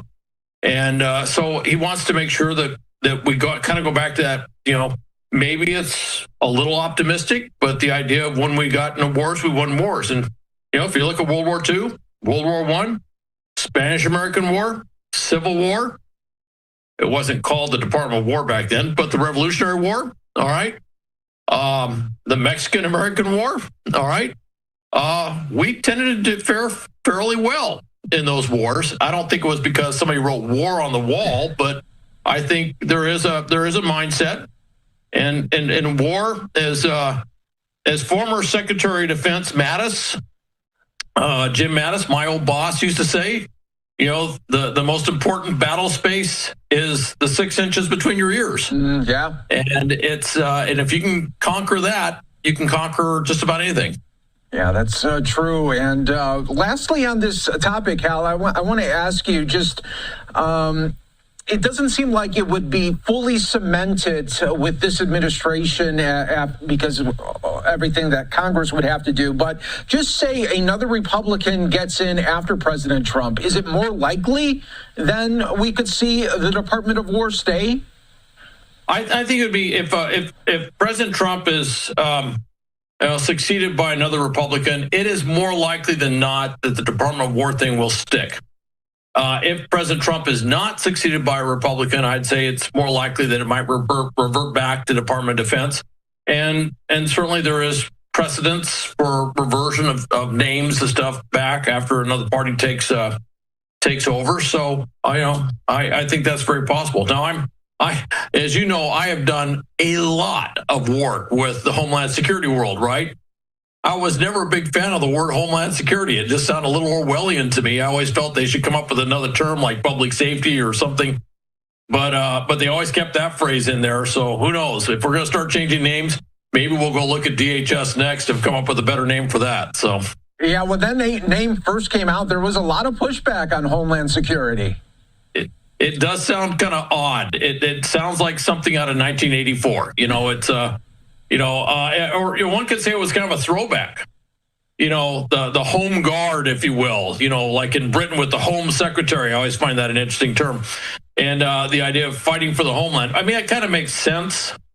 But when you looked at, and I was there, and I saw all this thing where they took all these different agencies and they tucked them under DHS, and they tucked things into various parts of DHS that later they go, wow, that didn't make sense. But we all had to see how that didn't make sense for them to kind of break it out like they had before. It was a painful evolution in many ways. I imagine that this will be a little more seamless in terms of what happens, but I'm very curious. I heard that a few congressmen actually have pushed legislation in to codify this name change. And I'm curious how fast that's going to move through Congress. And who knows if it actually gets put into law, passed by, obviously the president would sign it, but if it gets put into law, then it's going to make it a lot harder for the next president to change it back. Yeah, so true. All right, I want to switch gears here, Hal, and talk about another big story. This coming from Fox News' Jennifer Griffin reporting that the Pentagon is deploying 10 F-35 stealth fighter jets to Puerto Rico for counter-narcotics tasking in the Caribbean. A source familiar confirms to Fox News per Lucas Tomlinson. And I want to play out his report, and then we'll talk about it on the back end. Hal. Okay. If they do put us in a dangerous position, they'll be shut down. The Pentagon called the flyover of armed Venezuelan F-16s over the USS Jason Dunham highly provocative. The flyover took place 2 days after U.S. forces launched a strike on a Venezuelan drug boat in the Caribbean. President Trump said all 11 members of the Tren de Aragua gang on board were killed. The State Department declared the group a foreign terrorist organization in February. A Republican member of the Senate Armed Services Committee called the strike justified. The boat had been warned to stop. They chose not to. They were clearly running drugs. We had been tracking it since it left Venezuela. Many Democrats called the strike a violation of international law. They think they can get away with this. God knows what they are going to do next. So that's what we're looking to right now, and there is reason to believe that this was not a legal action. President Trump's defense secretary says the actions are justified after 400,000 Americans died from drug overdoses during the Biden administration. A foreign terrorist organization poisoning your people with drugs coming from a drug cartel is no different than Al-Qaeda. At the height of the Obama administration, the U.S. military carried out drone strikes in 7 different countries: Iraq, Syria, Afghanistan, Libya, Pakistan, Yemen, and Somalia. Over 500 in all, killing an estimated 3,500 people, including hundreds of civilians. President Trump also made it official, changing the name of the Department of Defense. We're going Department of War. This marks the second time in U.S. history the Department of War nomenclature has been used to describe the cabinet that oversees the U.S. military. The first time was back in 1789. Congress still needs to approve the name change.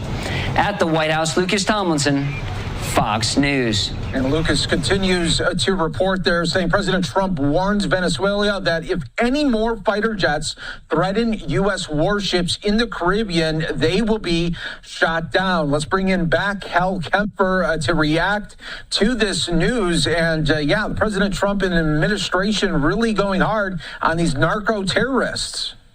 Well, very much so, and also going hard on, you can call Venezuela a narco state. It has been called that many times. And certainly President Trump and others made it clear that Maduro was tied to the boat that was actually hit with our U.S. forces, that was destroyed as it was fleeing, as it wouldn't stop.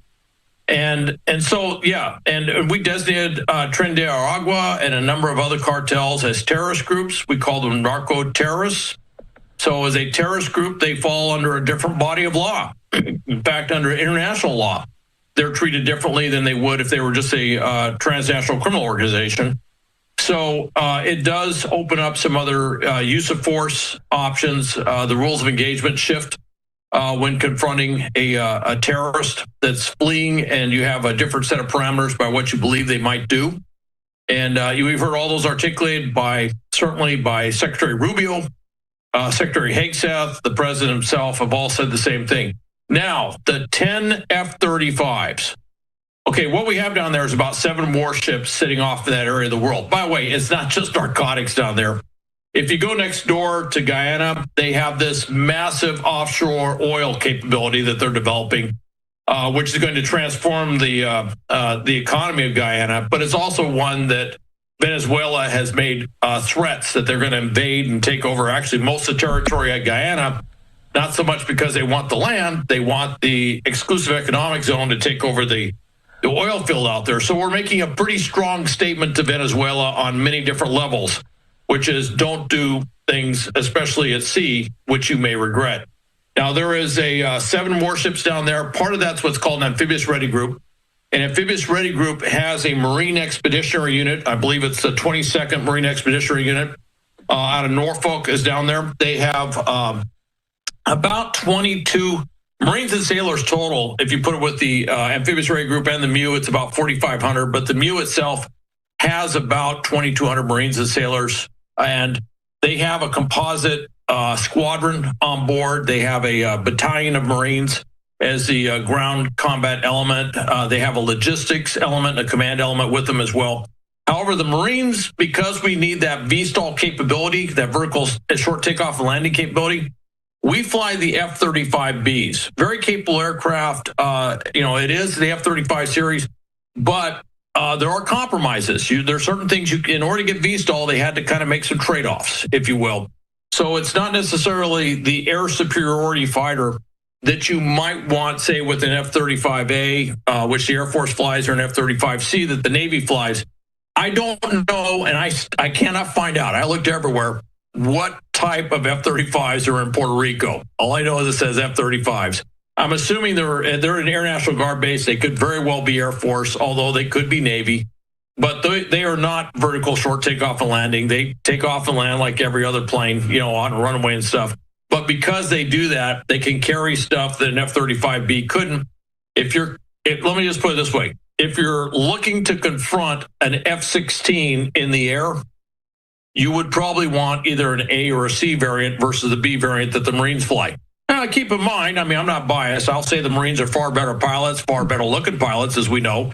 And of course, superior to all the pilots in the world in every other way. However, their aircraft, if you want to do air-to-air fighting, the A and the C variants are a little bit better for what you want to do there. So I think that's what we put out there.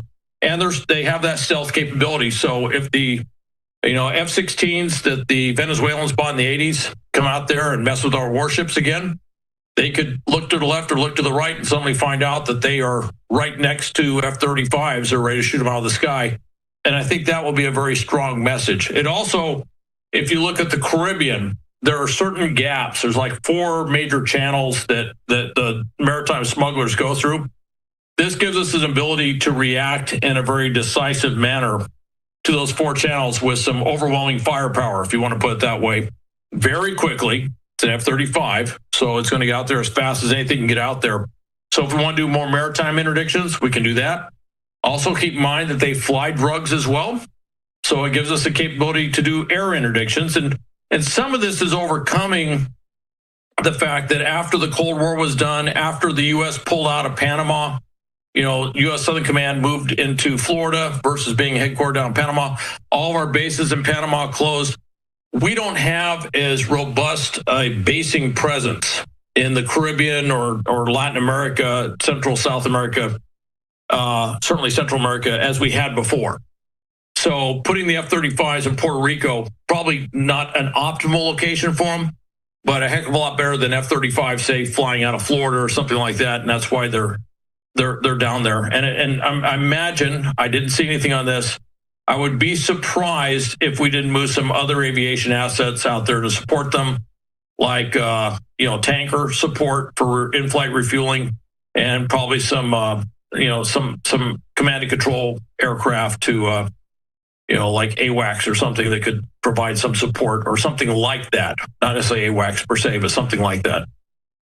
Yeah, great insight, Hal. And another question I have is, all right, Maduro has a $50 million bounty on his head. When do you think someone's going to really take advantage of that? As soon as they can. I'm sure there's folks out there, not just in Venezuela, but somewhere in that area going, $50 million would go a long way. Keep in mind, Maduro has a very extensive personal security setup.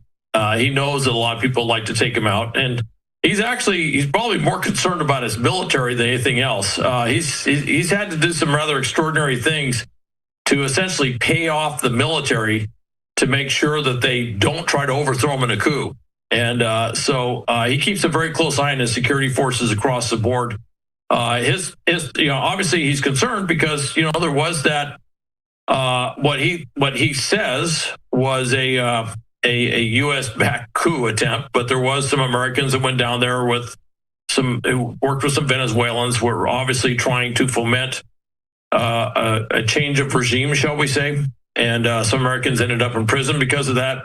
I think they've been returned, as I recall, but he's very concerned about that, and he knows he's got that. But we put big dollars on top of other heads before, and it doesn't necessarily turn into a situation where they arrive somewhere to be tried or they're extradited or whatever. And so, it's I'm not saying it's completely symbolic, but it has a lot of symbolism, doesn't necessarily produce the results we want in the time we want it. How it gets, what we need is it doesn't get serious until you have a deck of cards after you. Once you have your name on the deck of cards or your face, I think it's ready. I think you're right, and what a deal, so to speak. All right, but and I've been to a couple things where we had decks of cards, and the deck of cards, I should mention. In Washington on Monday, those reports are wrong. I'm not. I'll be moving throughout this city in the 5 boroughs that made me mayor in the first place. I'm running for re-election, and I'm going to tell New Yorkers every day why I believe I should be the mayor of the city of New York in 2026. And yes, I hear the polls, I hear the comments, I hear the pundits, but those are the same polls that stated 8 weeks out that Andrew Cuomo was up by 36 points. And even his poll had him up by 10 points. Those are the same polls that stated he was going to walk into becoming the mayor of the city of New York, who he believes is a consolation prize because he made the determination to step down. I'm running, and I'm going to beat Mamdani, and I'm going to continue the success that this city has witnessed. And yes, there's many challenges. And yes, I hear it over and over again. It's almost Groundhog Day, folks. How many times have I been told throughout this journey to step aside, to surrender, to give up, to give in? That's the same thing we tell everyday New Yorkers. Everyday New Yorkers are not giving up, are not giving in, are not surrendering. And so the mayor is not going to do that. The voters will determine who's the next mayor of this city. And I will respect the outcome from the voters. I love this city, and I gave this city my all. And I'm going to continue to give them my all every day. And New Yorkers, you'll decide. Do you want a working class mayor that's like you? One who struggled like you? One who lived in poverty like you? One who wondered where your next meal will come from like you?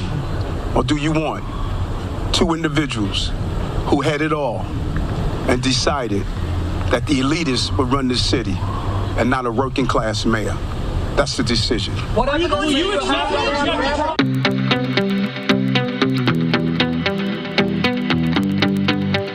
It's very rare that he tips his hand. He's very subdued. He's very reserved. You know, he's been doing this a long time, so he makes sure he doesn't tip his hand one way or another. So, I mean, for all intents and purposes, I can't see him kind of tipping his hand. But what I do know is, I think, you know, his time's limited, right? He's out in May. That's only 8 months away, so he's only around for a little bit. So this is his chance to really cement his legacy.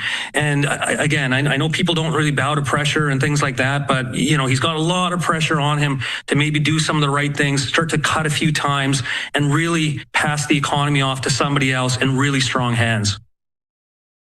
And now, Justice, I want you to hold on here. I want to play out just some sound from President Trump earlier today talking about these jobs numbers. Let's listen in. This morning that we've lost 78,000 manufacturing jobs this year. How do you explain it? Well, one thing we have is, you know, we have the interest rates are too high. That was, you know, a matter of the Fed. But the other thing is so many different elements aren't included yet. And one of the things we've learned, and we learned that the hard way, watching over the last few months, are the corrections that people have been making. They'll say you're losing jobs, and then they'll say, by the way, we have a correction a month later of, you know, 100,000 jobs are missing. They actually had a correction once of 850,000 jobs. But I'll let Kevin just speak about that a little bit, because I heard him speaking about it this morning. I thought he did very well. Please. Thank you very much, sir. Well, I think that if you look at the indicators, there's capital spending boom, industrial production at an all-time high. The Atlanta Fed says GDP now is north of 3%. And so all the indicators are saying that things are really strong.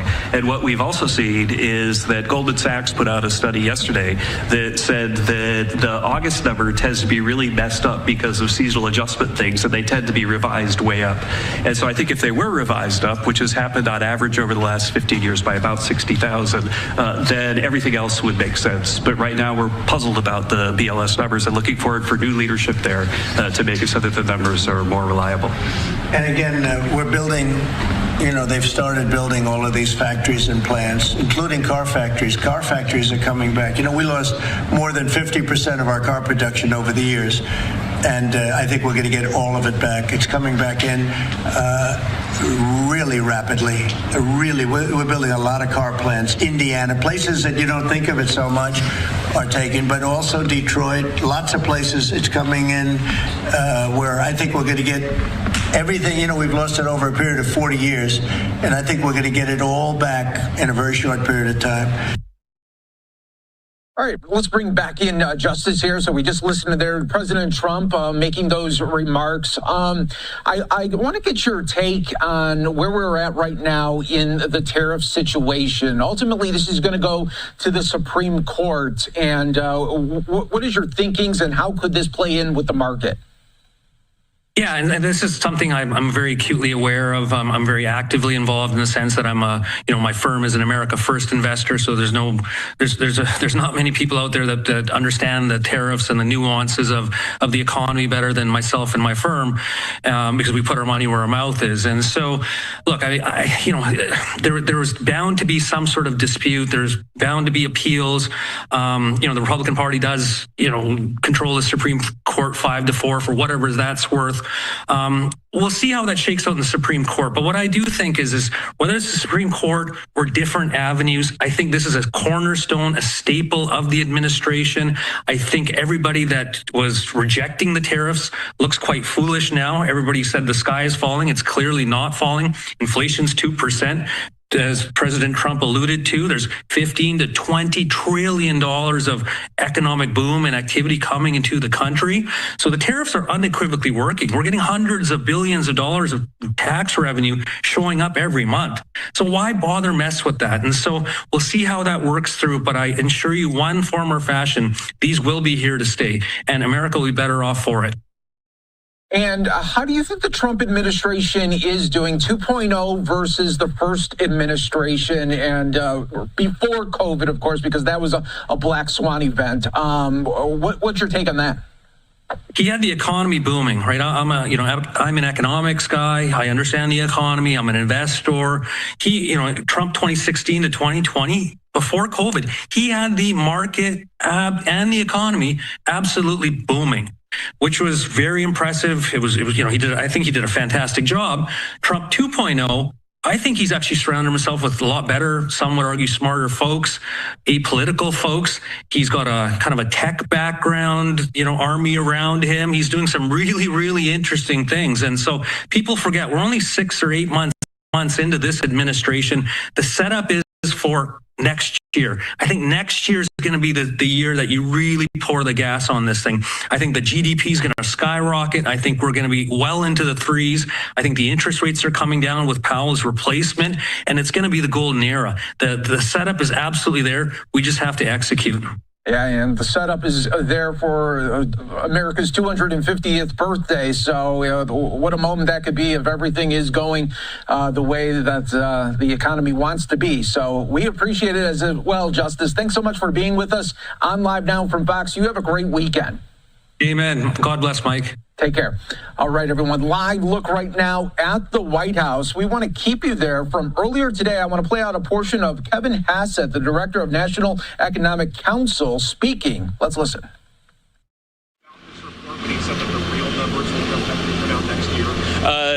President Trump knows that we're super optimistic about the future of the jobs numbers because we're seeing a massive blowout in capital spending and new factory construction, something that happened because of the tax reforms that we had. So people are allowed to expense factories.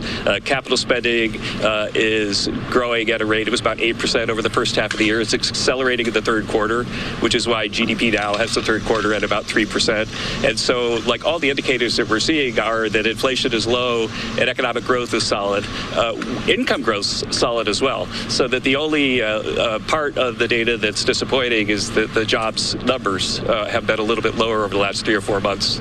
But again, Goldman Sachs had a report out yesterday that said that the seasonals of the summer are kind of unusual, and that in August, typically the advanced number is about 60 to 70,000 lower than the final number ends up being. On Stephen Milan, what's the White House's justification if he is able to stay on at the CPA? That's a matter between Steve and the president. But do you think that there could be a conflict of interest there if he left? Steve's a very honorable guy, and I think that he'll do the job well if he's confirmed. Kevin, if somebody is on leave from the CEA, how often, how disconnected are they from the White House or connected to the White House while they're on leave typically? I don't recall anyone being on leave from the CEA, but I'm sure that Steve will respect his job as an independent Fed governor if he gets the job. Tariffs for President Trump last night told the tech execs that the semiconductor tariffs are coming shortly. Do you have any update on the timeline? Are we talking about weeks, months? Yeah, that 232 investigation has been moving forward. I think that there'll be something to bring to the president within a few weeks, maybe even sooner than that, and then the president will judge on next steps. And would the companies get reprieves just for the chips, or would they? I'm sorry, could you say it again? I didn't hear you. Would the companies that invest in the U.S. get reprieve just on the downstream products, the consumer electronics? That's a work in progress for the 232. India continues to import large amounts of crude even now after the sanctions were imposed. What are the trade negotiations looking like in the near future? Is there any momentum to grow stronger on this? I think that the trade team and the president are disappointed that India continues to fund Russia's Ukraine war, and hopefully it's a diplomatic issue that it will have positive developments soon. I'll let this guy, but I promise that I'll let everyone have a shot. Okay.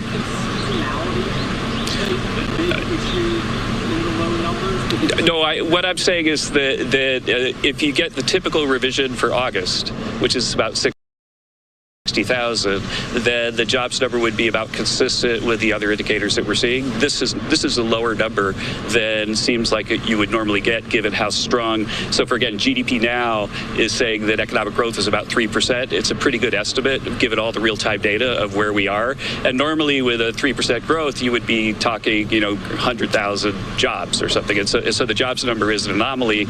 And so the question is, when we look at the final numbers, do we expect that the revision will be more consistent with the rest of the data? And that's usually what happens. Not concerned. So I'm looking forward to seeing what the benchmark revision is. But again, it highlights the fact that we've got to do a lot better job of collecting and fixing and seasonally adjusting the data because the revisions have been so huge.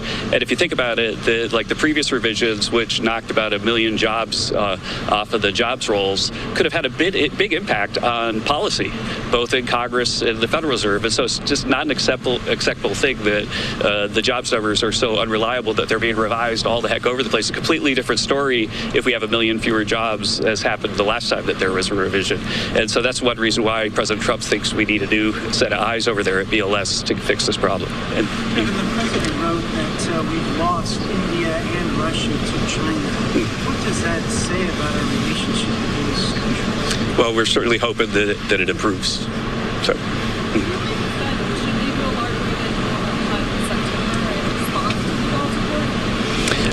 I think that the Fed will certainly want to consider, what moves it would make. And I would imagine that when you set an agenda at the Fed, the chairman of the Fed sets the agenda, then they have options that they all consider and discuss. And I would guess that they'll be discussing the main market expectation is 25 basis points. But I would guess that there would be an expectation, a discussion of a higher cut.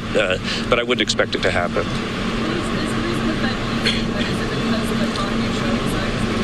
It's because the inflation numbers have come way down. It's on average about 1.9% since Trump took office. Anybody else? Mr. Asset, is there any connection between the jobs reports and immigration activity or deportation activity? Yeah, there is, so all the job creation in the U.S. has come from native-born workers, whereas in the Biden administration, it would be maybe about half was foreign-born. And so if the sort of supply of new illegal immigrants goes to zero, as it has, then there won't be non-native-born workers taking a whole bunch of jobs from native-born workers. And so that is an issue, that the supply of new labor has certainly gone down a lot because of the closed border. Yeah. I don't have a comment on the Fed issues. Thanks.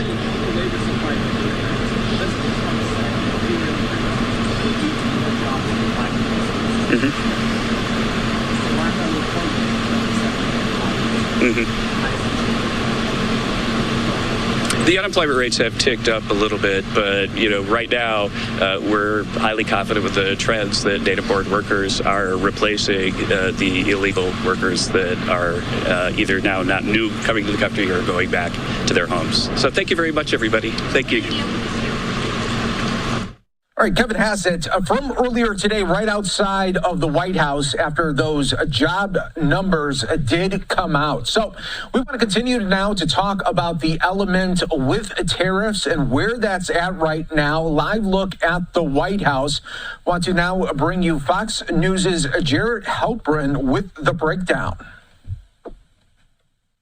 Congress is back from its summer break, and Democrats are once again ramping up to challenge President Trump's tariff war. Senate Minority Leader Chuck Schumer says lawmakers are planning to force votes on bills that would reverse the tariff policy, citing Friday's weaker than expected jobs report as proof that tariffs are not working. It's no accident why we're here. A lot of Donald Trump's policies have pushed us here. His tariffs are sending prices up. They're not creating jobs. But the White House is pushing back, claiming the jobs will be coming because the tariffs are motivating companies to invest in domestic manufacturing. But all those new factories will take time to build. A deficit situation that President Trump inherited from Joe Biden that looked very, very dire is now looking really pretty optimistic. The back and forth in Washington came just hours after Commerce Secretary Howard Lutnick announced a new trade agreement with Japan is now in effect. It will set a 15% tariff and see Japan invest $550 billion into U.S. manufacturing in exchange for lower import taxes on Japanese cars. We have created a very advantageous relationship with Japan so they can do business with America, the greatest consumers in the world. There's no word on when Democrats will introduce their anti-tariff bill, but it's expected to come within the next few weeks. At the White House, Jared Halpern, Fox News. We'll definitely be keeping an eye on that for you right here on Live Now from medical records, witness statements. What will prosecutors actually need to prove? Well, those are two of the most critical forms of evidence, witness statements, including the statements made by Laken herself. And it does appear that she has given a statement and that she's admitted that she gave birth. It doesn't. It's unclear whether she's given any other details beyond that regarding the state of the child, if she believed the child was born alive or what have you. But again, the evidence that's going to be key here. Other witness statements, if any, the medical records, obviously the autopsy results themselves, and a forensic examination of the crime scene, the closet and the blanket that the baby was found wrapped in. All of that is going to be critical as far as the estate's evidence is concerned. And when you are talking about a case like this, again, you kind of touched on it, but you're talking about a newborn and you have these inconclusive results there.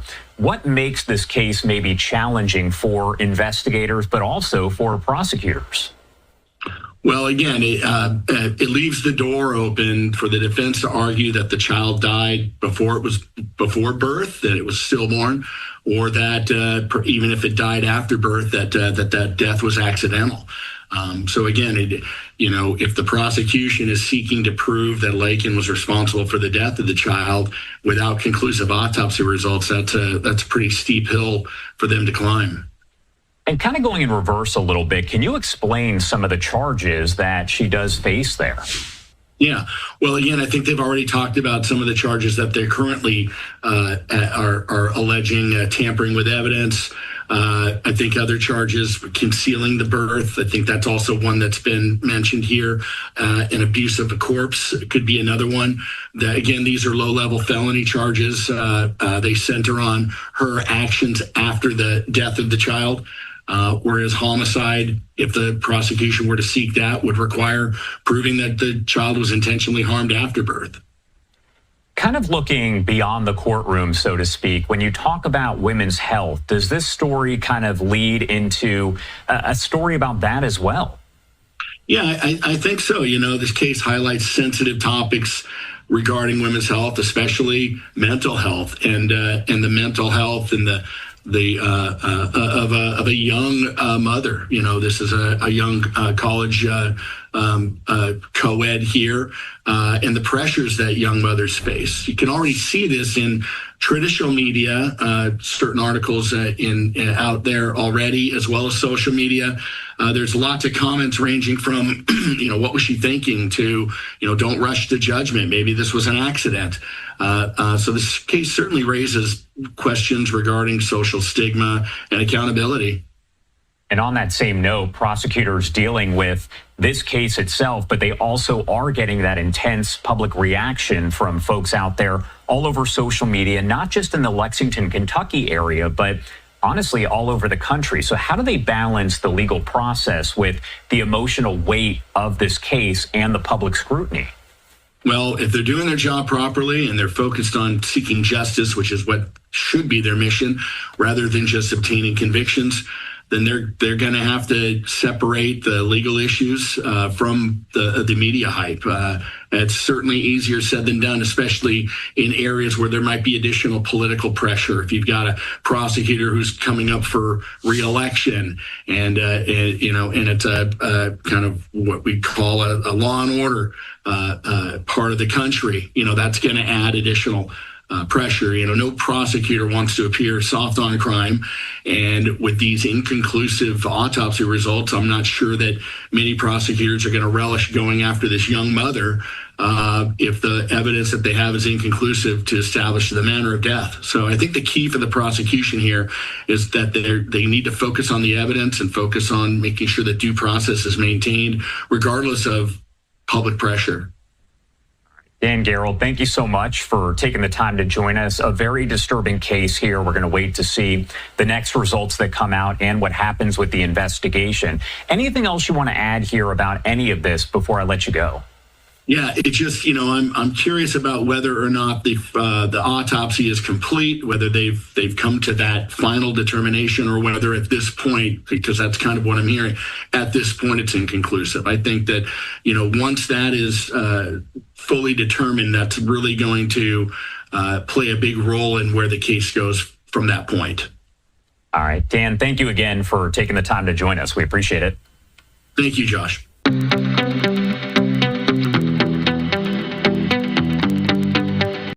Sure. So there's a series of vaccines that children have between almost birth and about 10 to 11 years of age. They consist of 17 different shots to cover, about a dozen different diseases.